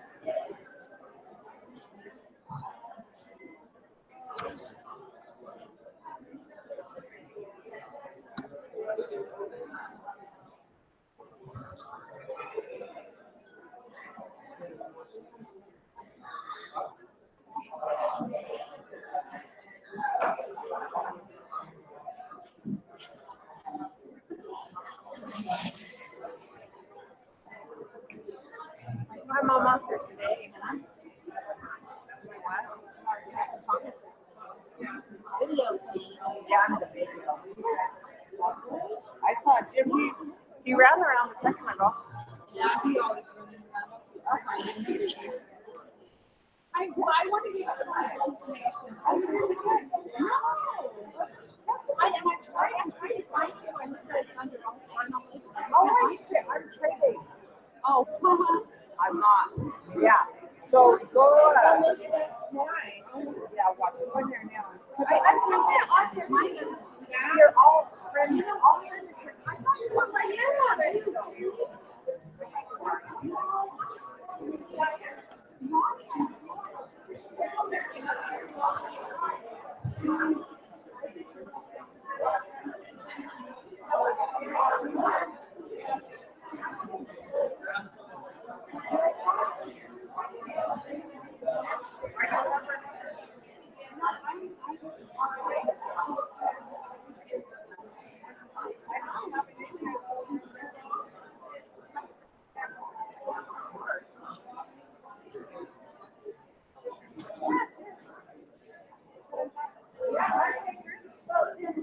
See, you're my friend.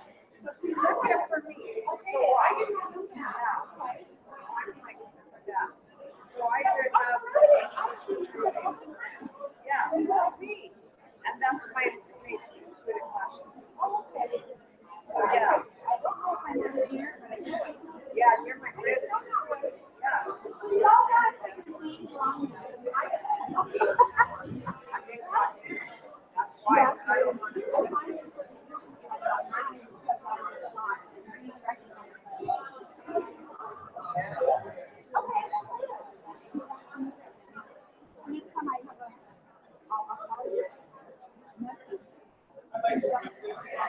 Yeah, now you know. Yeah,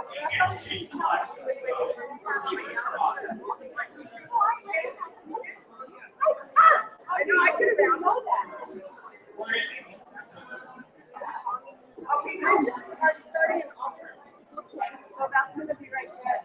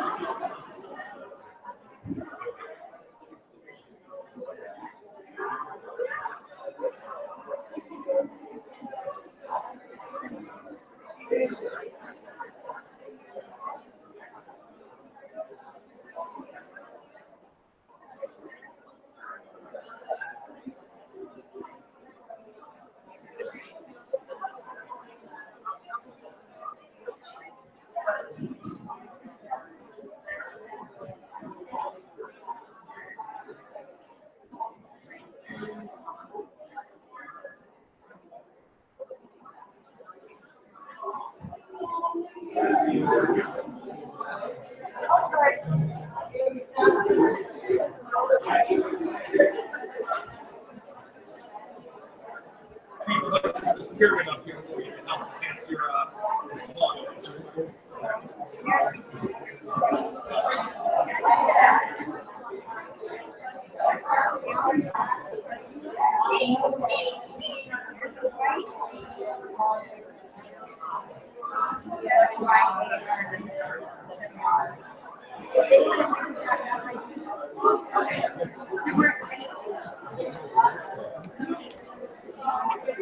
Just a quick announcement, does anybody drive a white Jeep out back? It's like 7YR944.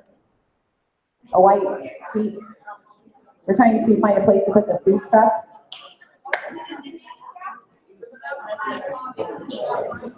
I don't know if Michelle had it. I think it's out back. Anybody driving a white Jeep? Maybe, you know what? Garrett, can you snag Michelle real quick? Oh, no. She went past. She sent me a picture. Is it like a 4-door Commander? Where is it in the handicap spot?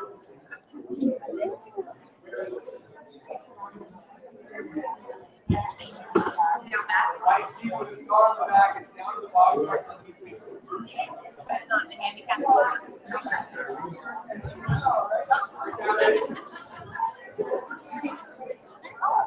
Yeah.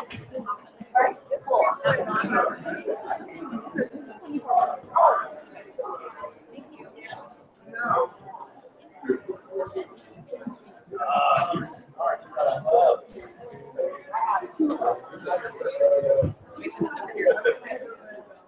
And I just got asked.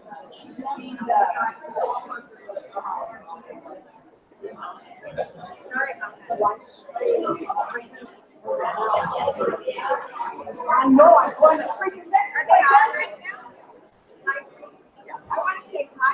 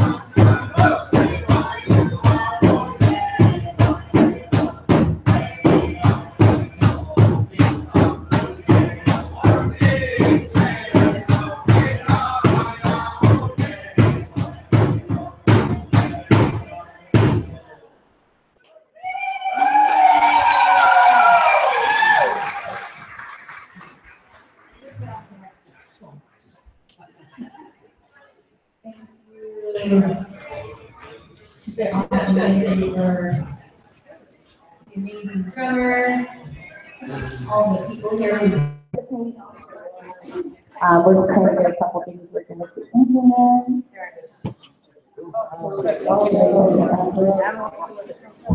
No, we have I thought. So we have.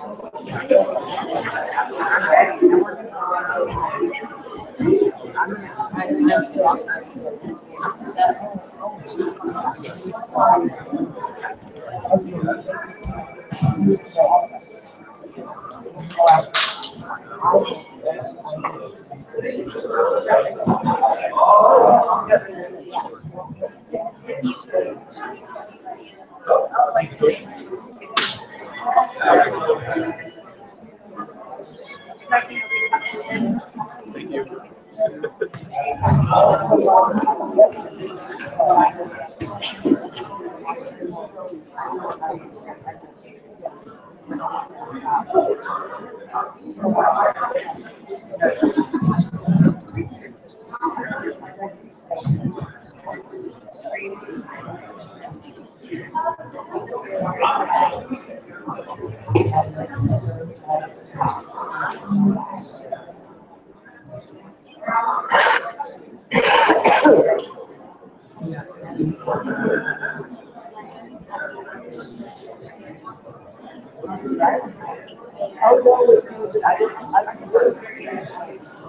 Thank you all for waiting.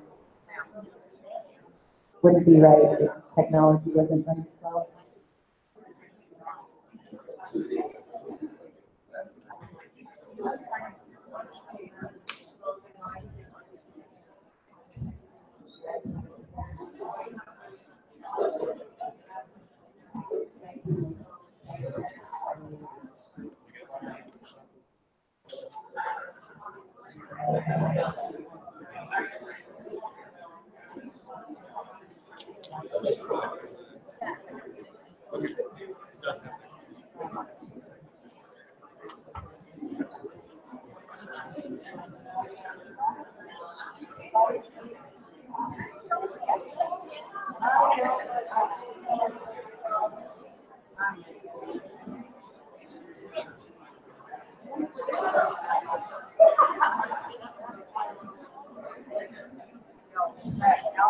We'd also like to say thank you to all of our awesome vendors that are here.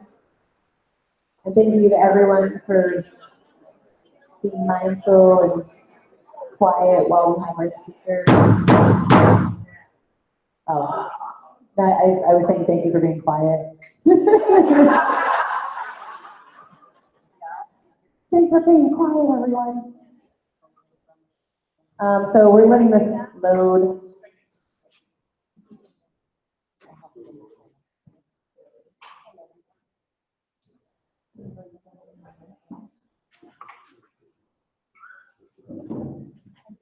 All right, we're letting this upload. I'll talk about Chief Golden Light Eagle. Are you scared? So he started the Star Knowledge Conference 21 years ago in June of 1996. Something that I found interesting with the books that I didn't realize when I first learned about like 1111 or Star Knowledge Conference was that these symbols were symbols that were found on the crashes, the UFO crashes that happened in New Mexico. So like you've heard of the Roswell crash. So it wasn't actually in Roswell, it was outside of there. That's just where they took the beings. But it's really interesting because there were a lot of crashes around that time, and it just so happens that's where the atomic bomb was being tested. So with all the work that he's done and all the messages that have come in through Spirit, he's bringing these symbols that were meant to be seen to humanity, and he lives them all. He does the lodges with each moon cycle change, so every 7 days. He has a really, really powerful understanding, which everybody feels, about how all of this is supposed to work. And so it's really inspiring to witness him live that, and it's inspiration for all of us to take those steps and follow that as well. So it's not just about reading the book, it's actually like living up to the messages that are in there. It's just so much fun. I don't know. I think so. So he's made this awesome presentation. I really hope that it works out for everybody to see it, because there's a lot of powerful, powerful information. And there's a reason why everybody's drawn to the energy of him, because it's the real deal. It's not BS. He lives it, walks it, talks it, breathes it, smells it. He is also the Dakota Sundance Chief. He's been doing ceremony since 1972. A lot of amazing stories, and it's so awesome that he continues to do this and spread these messages and brings us all together. So everybody, please give a very, very amazing round of applause to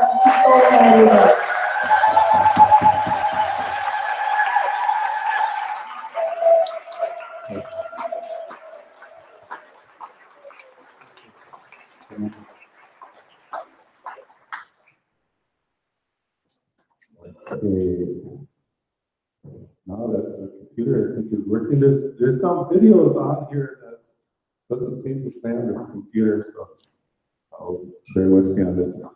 And I think Bobbie Jo kind of mentioned a little bit at the beginning here. Part of the UN group had asked me to interpret some of these symbols. And there was a group of 12 men back home that helped to interpret this through a ceremonial way, just sweat lodges and all this. And when we got the information, the spirits had put it out, people are ready, they're waiting for it. So we got together with a crew out of Warrenton, Virginia, that helped us put a conference together at Wagner, South Dakota. And this conference lasted 5 days. Because of this. Military was there, naval intelligence, the UN, NATO, CIA, FBI, name them, they were all there, Secret Service, and they were all a big part of wanting to know what this was about. National Security Agency, and I spent a lot of time with them, and just telling them, at first I didn't know why they were so interested in this stuff. So when we put it out there, I more or less did what they call an OIT, an old Indian trick. There was a CIA guy that was kind of following me around behind me, and so I was watching, and Dr. Richard Boyle, some of you probably know, I said, who is this guy? He said, CIA. Oh, okay, I work with him. So I did when he wasn't looking, I snuck up behind him, tapped him on the shoulder. You're CIA? It just like, surprised him, and he said, yes. I said, well, go back to all your people that, we're all looking for the same thing. And we got some answers, you have the answers, but the only difference is you keep them quiet, we share them all. That's the only difference.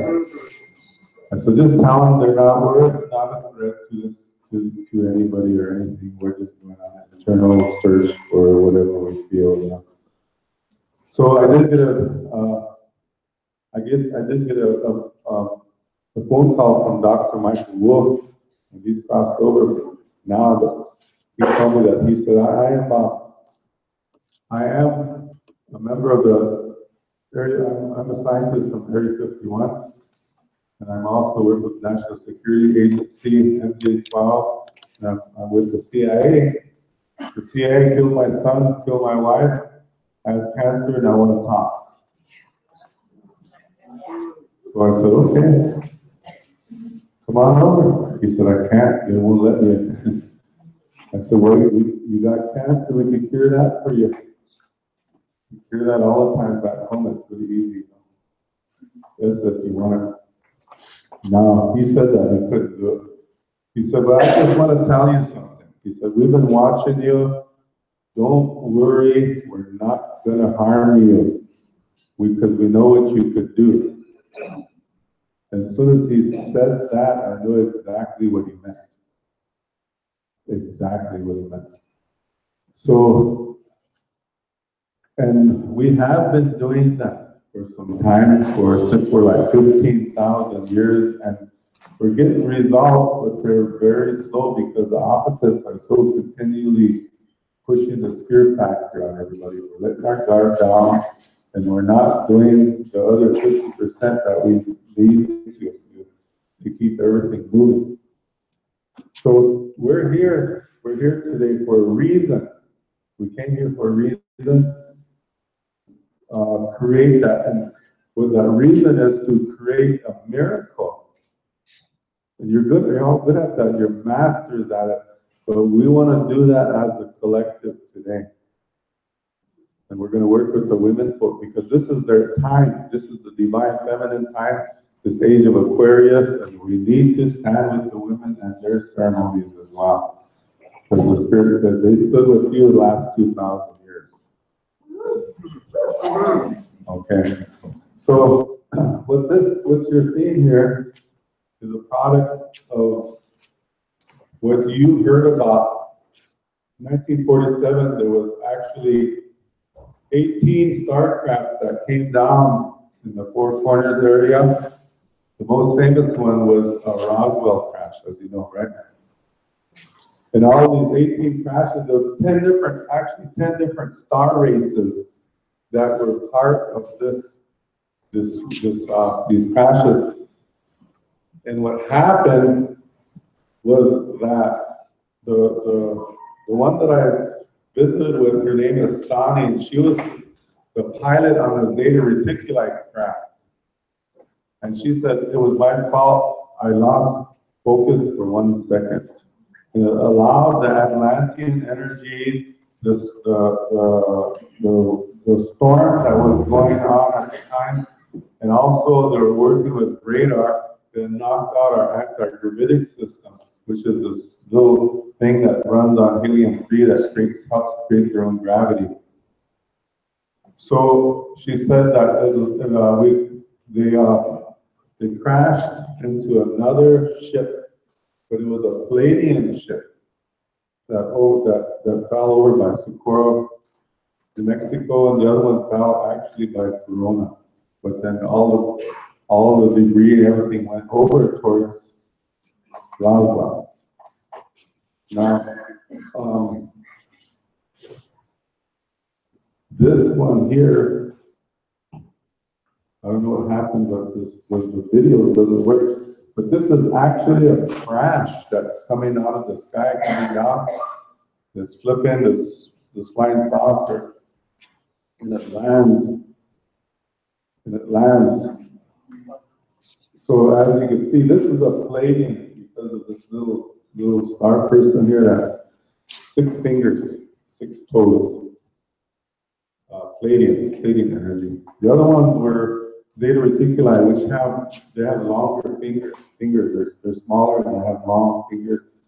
And the other ones with the suction cups were from a different galaxy, and that was kind of just really different, called Herman. So within each ship there was bars, you could say. There was hieroglyphs in all the ships, and some of these bars were from 1 inch to 6 inches high, and the longest ones were like 18 feet. And what was amazing about this was that in all the ships, even though the hard goods were all different, there was a set of them that were all the same. Here, could you grab them fast enough and let them people see those? So there was a set that was the same. So over the years, the military didn't know what these symbols meant. They were after more interested in the technology. Okay, they were wondering where the technology. There's two sets there that were the same. I got the third one here, so somebody walked away with it. And I'll get that information later. So over all these years, and when they asked us to interpret these or code these, decode them, then that's what created all this awareness, this awakening within the military groups that came, and they wanted to know what these were. So we didn't know at the time, we didn't have any information at all. Zero. So when we did finish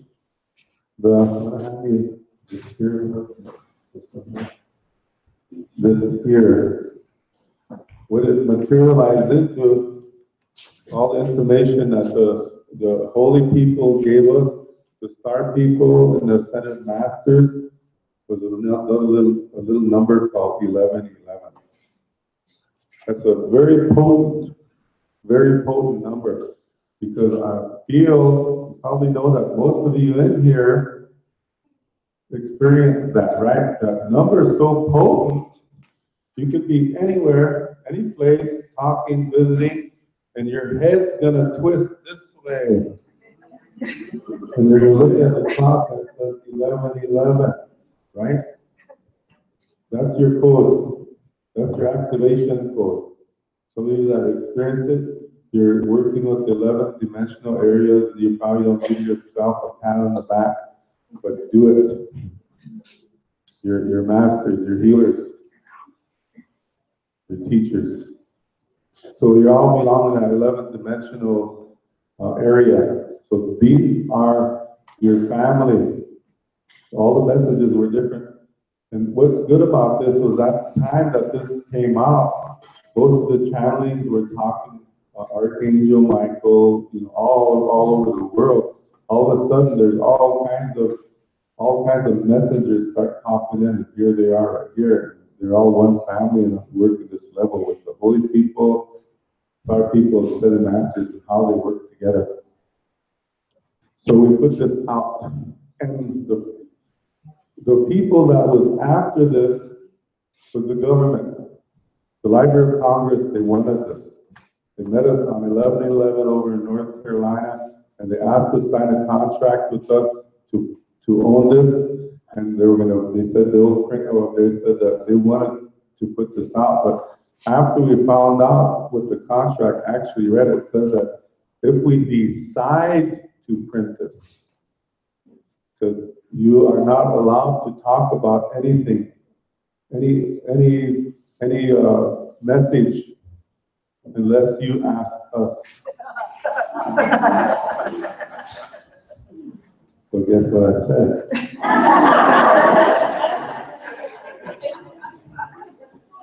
So, and they said if we decide to print it, you get like 2%, I know all these writers, they get about 15%, that goes with all the duties, distribution, marketing, advertising, all of that, printing. And so I thought Library of Congress was cool, but they're not.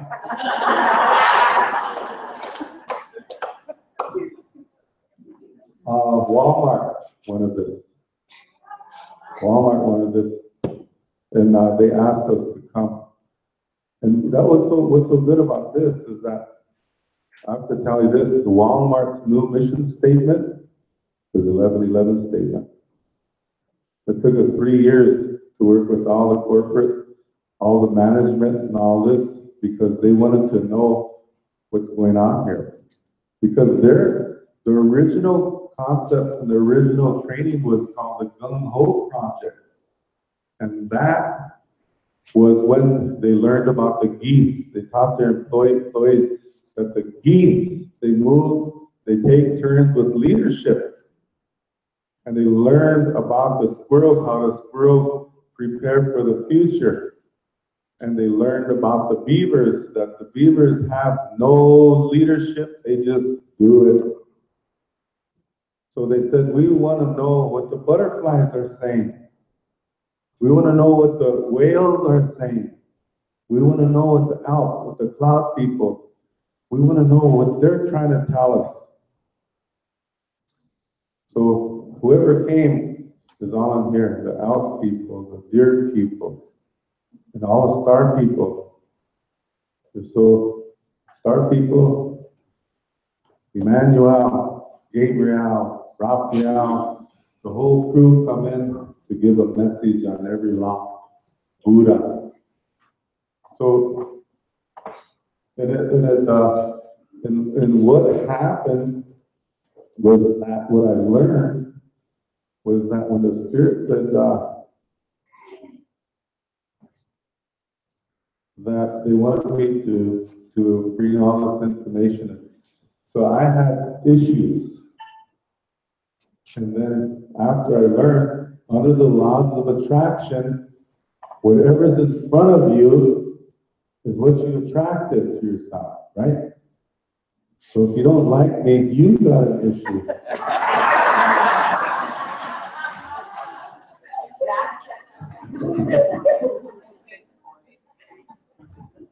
So when we're working with spirits, we're working with our ancestors, we're working with the angels, you got to do your work too and eliminate all that negativity of anger, all that negativity, because that's not their energy. And they're not going to come around you. And they'll be around, but they're not communicating until you get rid of your stuff, do your work. And it's the same way. We go down the street here, we're not going to go to every store. We're going to go to what we're attracted to. Leave about 1,000 stores and only go to one. It's the same way. All your ancestors are just waiting for you. Some of you talk. Some of you are given different information. And I want to share something with you. Hihansa Washtewi.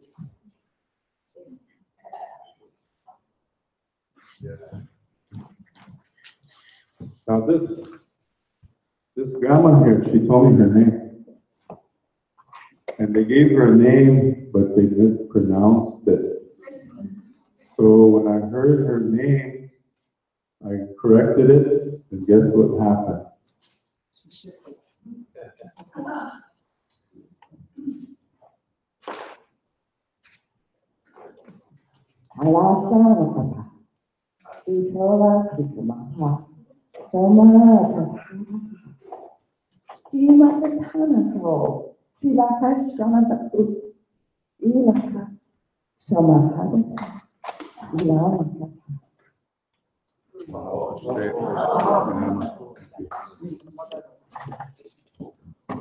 Did you feel that? Yeah. That's very beautiful. So the languages, the star languages and languages of your ancestors are still here. That's your job to tap into them, because they're going to lead you into a higher vibrational light in the original language that we have. Our original language on this planet is our first language. It's called telepathy. Right? Okay, so listen to me. Yeah. How many times I said I loved you? Right?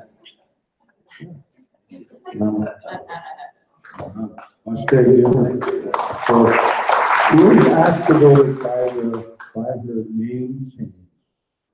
Instead of Ska, I said Sa. So, because you have a lot of names too, and some of you vibrate to and some of you don't. And you know which ones they are. So the spirit we need to create create a better, higher vibration, because that's what you can do. That's your birthright. You got like 12 doors of light and 12 doors of darkness around you all the time, and you work with the worst to the highest form of energy on this planet. We all do. So it's just called a decision. When you make a decision that creates action, then yeah, you've gone away from the darkness and come all the way over here to the light. We've lived that so many lifetimes. So now we're here in the light.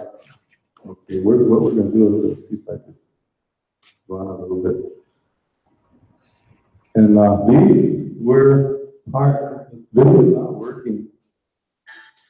This was a part of the debris that you see that's going around in your hands over there.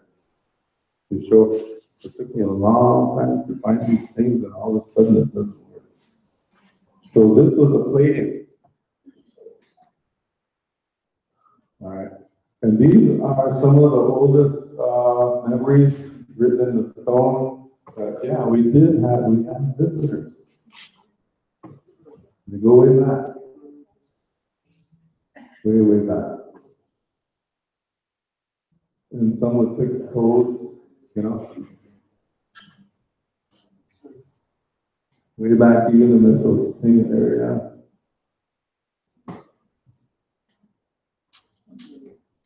Cool. What 16 is around here? Somebody there. Okay, yeah, he's saying that.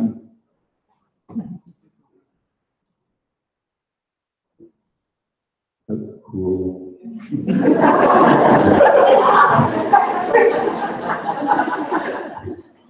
Okay, so this was the first symbol that was on the bars that you can see that's going around. It's called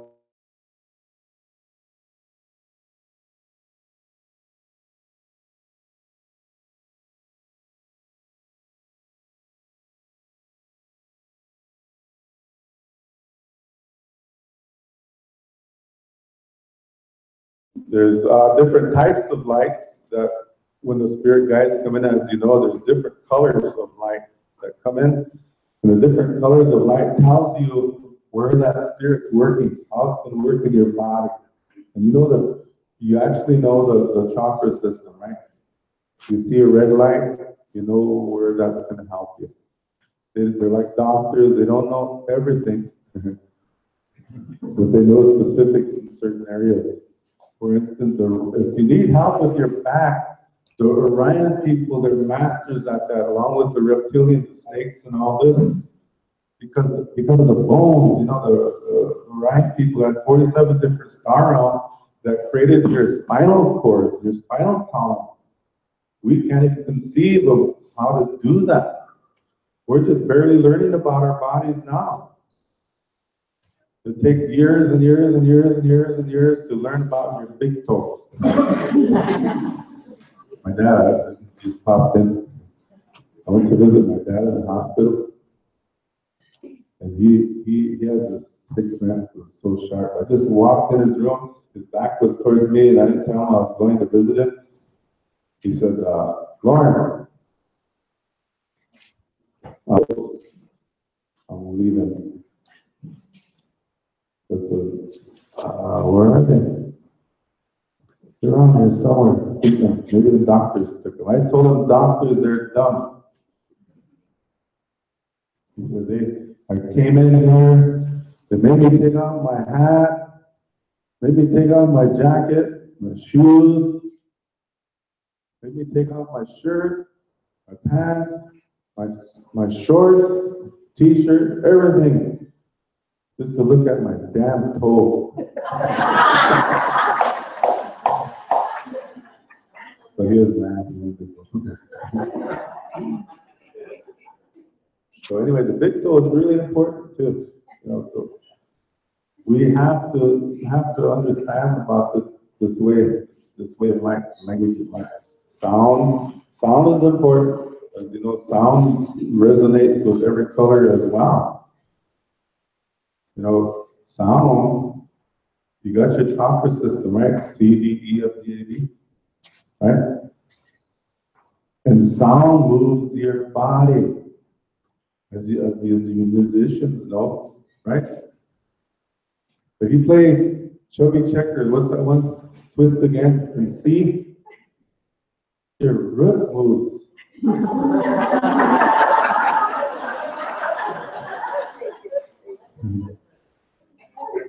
This your root's gonna move. Now, in Vietnam, they used to sing a lot of protest songs in G, speaking out your truth, coming out your truth. In the 70s, which I know you're a big part of, they all jammed out A for just your head.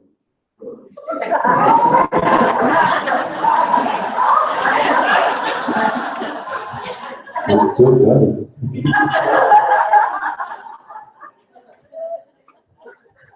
So light, sound, vibration, it's the owl people, along with the star person named Sweet Song, Holy Amethyst, they work in that area of that area, strictly with the light, sound, vibration. So knowing who the earth people are that are responsible for this knowledge, and also the star people, and also the Senate Mastery realms, they all work hand in hand. They're trying to tell us that because some of the groups that are here on Mother Earth, you're either an earth person that loves grounding and loves the flowers and are out there doing this, or you're a star person, you're extraterrestrial, or you're working with the Ascended Masters.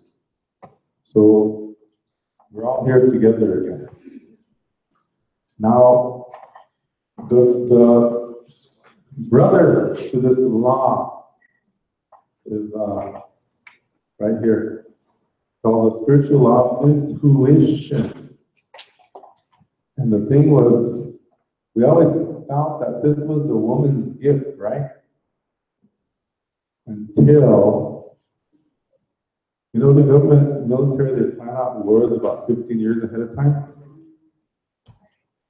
And anyway, when they were planning, this is true stuff. When they were planning in Vietnam, they went out, they're looking for trackers. They said, go on out, you guys, go find the best trackers. We need them for this next job. And later on, they come back, they did some research, come back, and they said, it's those Indian guys. All right, so they drafted a whole bunch of Indian guys. Went in there, went through their basic training, and they did this. They went home and partied up, went back for their little war games. And when they went to their war games, they didn't know what was going on. They were like everybody else. Didn't know what to do. They're all getting killed in their little war games. So they brought these guys back up. Hey, you told us that it was these Indian guys that were best trackers, they're best at this and that. So yeah. Well, if it's not working, go back and go do some more research. They came back. It's those Indian guys. So we looked at it, okay, this is very serious stuff. What's the difference here? What's so unique about this? So we looked, they had long hair, just like all the women do. They looked, our relatives from the black nations, they're a little bit shorter. The yellow people, short hair. All the white boys had crew cuts. Short hair. They said, okay, this time what we're going to do is we're going to let them keep their hair. So that's what they did. They went through their basic training, they come out, did their partying, went back in, and they won their war games because they felt something. They felt somebody staring at them. They felt the energy. They felt this. So they said, oh, it's your hair. It's their hair. So I tell the guys, don't lie to your women. They know it. They feel it. Because they got their hair is longer. Back then, they didn't realize that. But you could pick up the resonance of another woman. They feel it. It's so simple. It's all in your body. You have the intuition. It's a gift. And that intuition will save your life. Because it only takes a second to take yourself out if you step off the curb, right? You gotta have that feeling to step back and be all right. So your hair is very important. It's one of the 7 areas that's in your body that you could clone memory. So intuition. And the otter people work with this. The little tiny otter people, they're always having fun. I see a lot of documentaries on them, and you notice all the animals that you see in the documentaries, these ones you never see get killed. You never see any other animal eat them, kill them, or anything like that, because their intuition is good, fast, they're swift. So the otter people are in the holy dove and works with this as well. So you don't have too much time. So we have this called universal law of free will.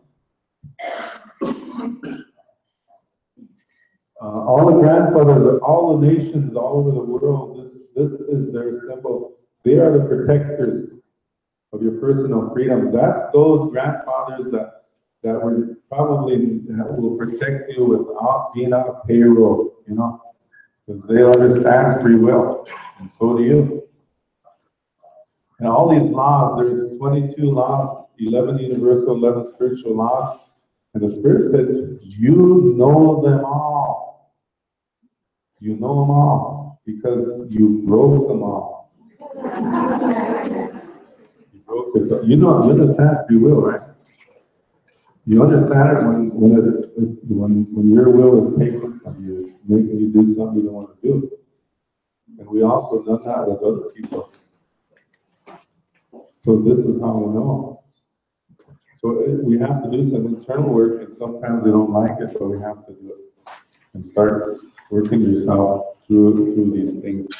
I know the Spirit told me to go fast for forgiveness, and I was up there praying, forgiving everybody, for this, for that reason, and all that, but I didn't feel anything. That was the whole day. The next day, I said, why am I not feeling this forgiveness thing? Then I switched it. I said, hey, maybe somebody else is up there praying to forgive me. What did I do? What did I do that will make somebody want to forgive me? Then everything will just boom. Oh no, you know. I said this, I said that, I did this, I did that. And it was a heavier, I felt that when I had to look at myself. So it works both ways. All these laws work. So the grandfathers, they work on this, and they always say that everything, all the 2 legs, all the ones that crawl, swim, all the ones that are 4 legs, everything is protected by free will, by law, by cosmic law. So the surest way to work in the free will is respect. But the thing is, respect yourself first. And from when you do that, then there's no way you could disrespect anybody else. And in each one of these laws, they carry an ingredient, a beautiful gift. So when you follow and walk with these laws, this law here creates integrity. That's when your word is gold.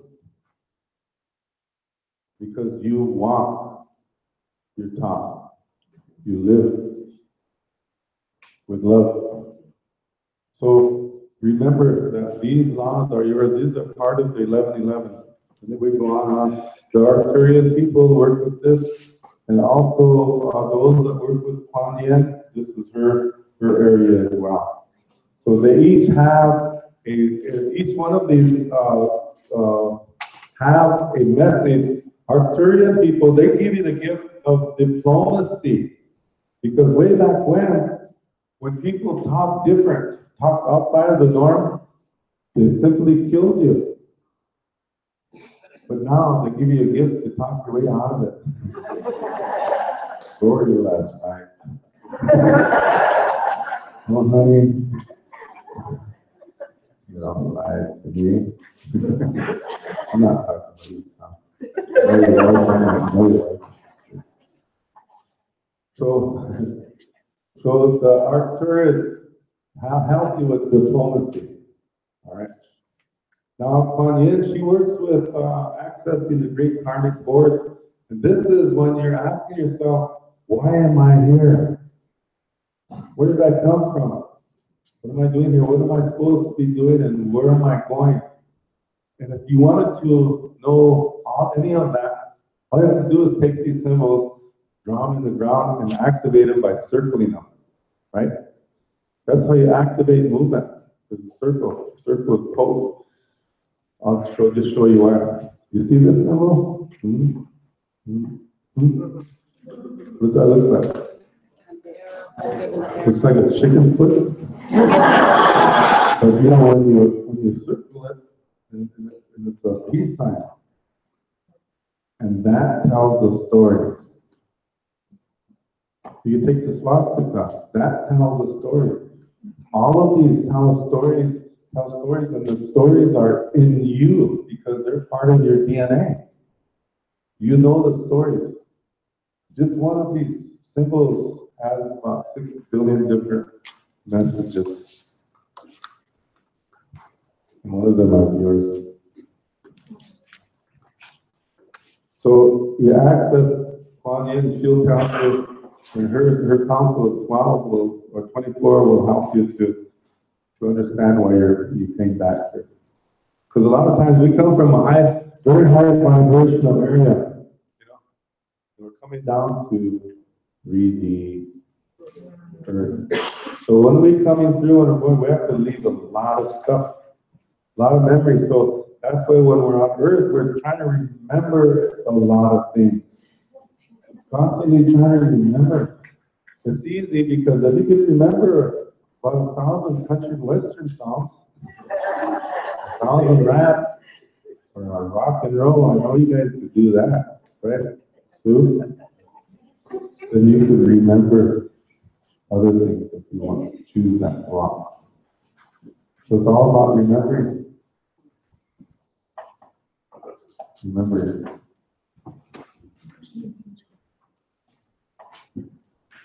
This is free will, freedom of all. The bear people work with this, along with cloud people.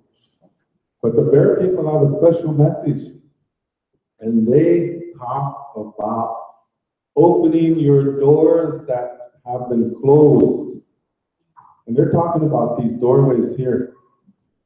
You got 13 doorways, but most times we're just stuck with knowing 7. So they said, keep these doorways open, especially this doorway right here, because this is the connector to the above and below. If you close this up, then you're going to get a little bit sick, disorientated, and you're going to get all clogged up, maybe even have a heart attack. So to keep this open. And one of the reasons they tell us that closes this is fear. And they said it's so small. It's the microscopic little thing that you create into as big as you want it. And that stops you from talking, walking, smiling, laughing, it keeps you out of your heart. Because that's the duality. Fear, unconditional love. And that's just part of what we decided to experience here. So their people, they want us to remember, don't be blaming anybody for anything, because don't be blaming anybody for closing my heart. Nobody can do that but you. So we always blame him. The church blames a little guy called devil. You know, all of a sudden the alien star connections come up, and they're going to blame all the aliens. Our people blame the spider tricked me. Now what's next? All you guys involved with astrology? What's Mercury? What's Saturn? Mars. So we're always using it external, outside of ourselves. So the gods and goddesses are all external until you find the goddess and god that you are. See? And that's when you're complete. All the doors start opening up. But until you keep externalizing, you're going to find yourself in trouble. There's no reason for you to believe in anything. You don't need to believe in God. You don't need to believe in the devil. The only thing that you need to believe in is in yourself.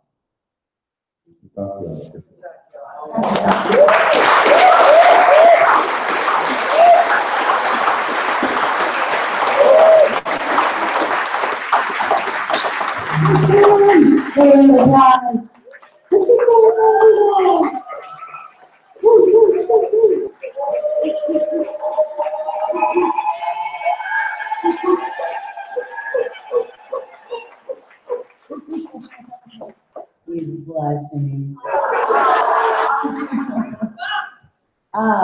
So his workshop is going to start at 3 o'clock today. So with the rest of the schedule, we're about to break for lunch, and Michelle's going to give some information about that.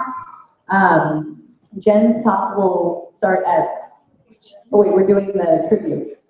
So we're doing the tribute to Chief Blue Star Eagle, also known as Chief Elfman Sherwin Zephyr, who passed away in July 24th. So a wonderful Star Clan family member, Mark McGuire, created this beautiful, beautiful tribute with music, and I recommend everybody being here for that. So that will start at 1, so that's about from 1 to 1:15. And then we'll have Jen's talk, and then we'll be going into another ceremony after that.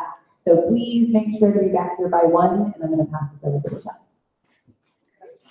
So thank you all for being here. This has been a dream come true for me, and I love seeing all of your beautiful faces adding your light to this area. I want to let you know that there are 2 bathrooms here, so the lines do get backed up. Many of you have found them, but they're just out these doors to the right.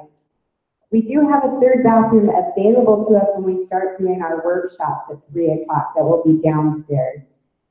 The food trucks, I believe, are out in the bottom parking lot behind us, so you'll just go out the doors, out these back doors and to the right, find the bottom parking lot. We have 2 food trucks for you, and I personally tasted the food, and it's delicious. We want to make sure that you're aware that it would be a good thing when you come back from lunch to turn your cell phones off. And please visit our amazing vendors. We have a lot of really special vendors that are here. Some are outside. Our Mayan gatekeeper, Jose, is outside. We've got Shakara, we've got Alan and Shelly with her skin products, and I know Nicole's out in the front. So please, if you have a minute, say hi to our vendors. I did find some water that I put out the front doors, but we don't have, now that Bobbie Jo gave her talk, I don't think anybody wants tap water. So if you don't have a bottle of water, we did put some water out there, and I'll try to see if I can rustle up some more. But if you have a bottle with you, that would be a good thing to fill your bottle from. Okay, is everybody good with that? And if you don't have a ticket to our dolphin boat on Sunday, come find me or one of the volunteers, and we'll give you the code on how to find it. It's almost full. We have 2 boats going out. So they're almost full. So if you really want to get on one of the dolphin boats, let us know, and we'll see if we can work it. We only have 59 spots on each boat. And one last thing, there's a petition in the back to sign. You're here on this land where they want to bury 1.6 million pounds of nuclear waste. Right down the street from here, 108 feet from the ocean, and we don't want that to happen, and they're planning on doing it next month. So on my back table there, where the acorns are from Adelia, make sure you remember that there are acorn necklaces out there. Please, if you would, sign our petition, and we're going to try to get that permit revoked and find a different place for the waste and a safer way to store it temporarily. I appreciate you so much. Thank you. Enjoy your lunch.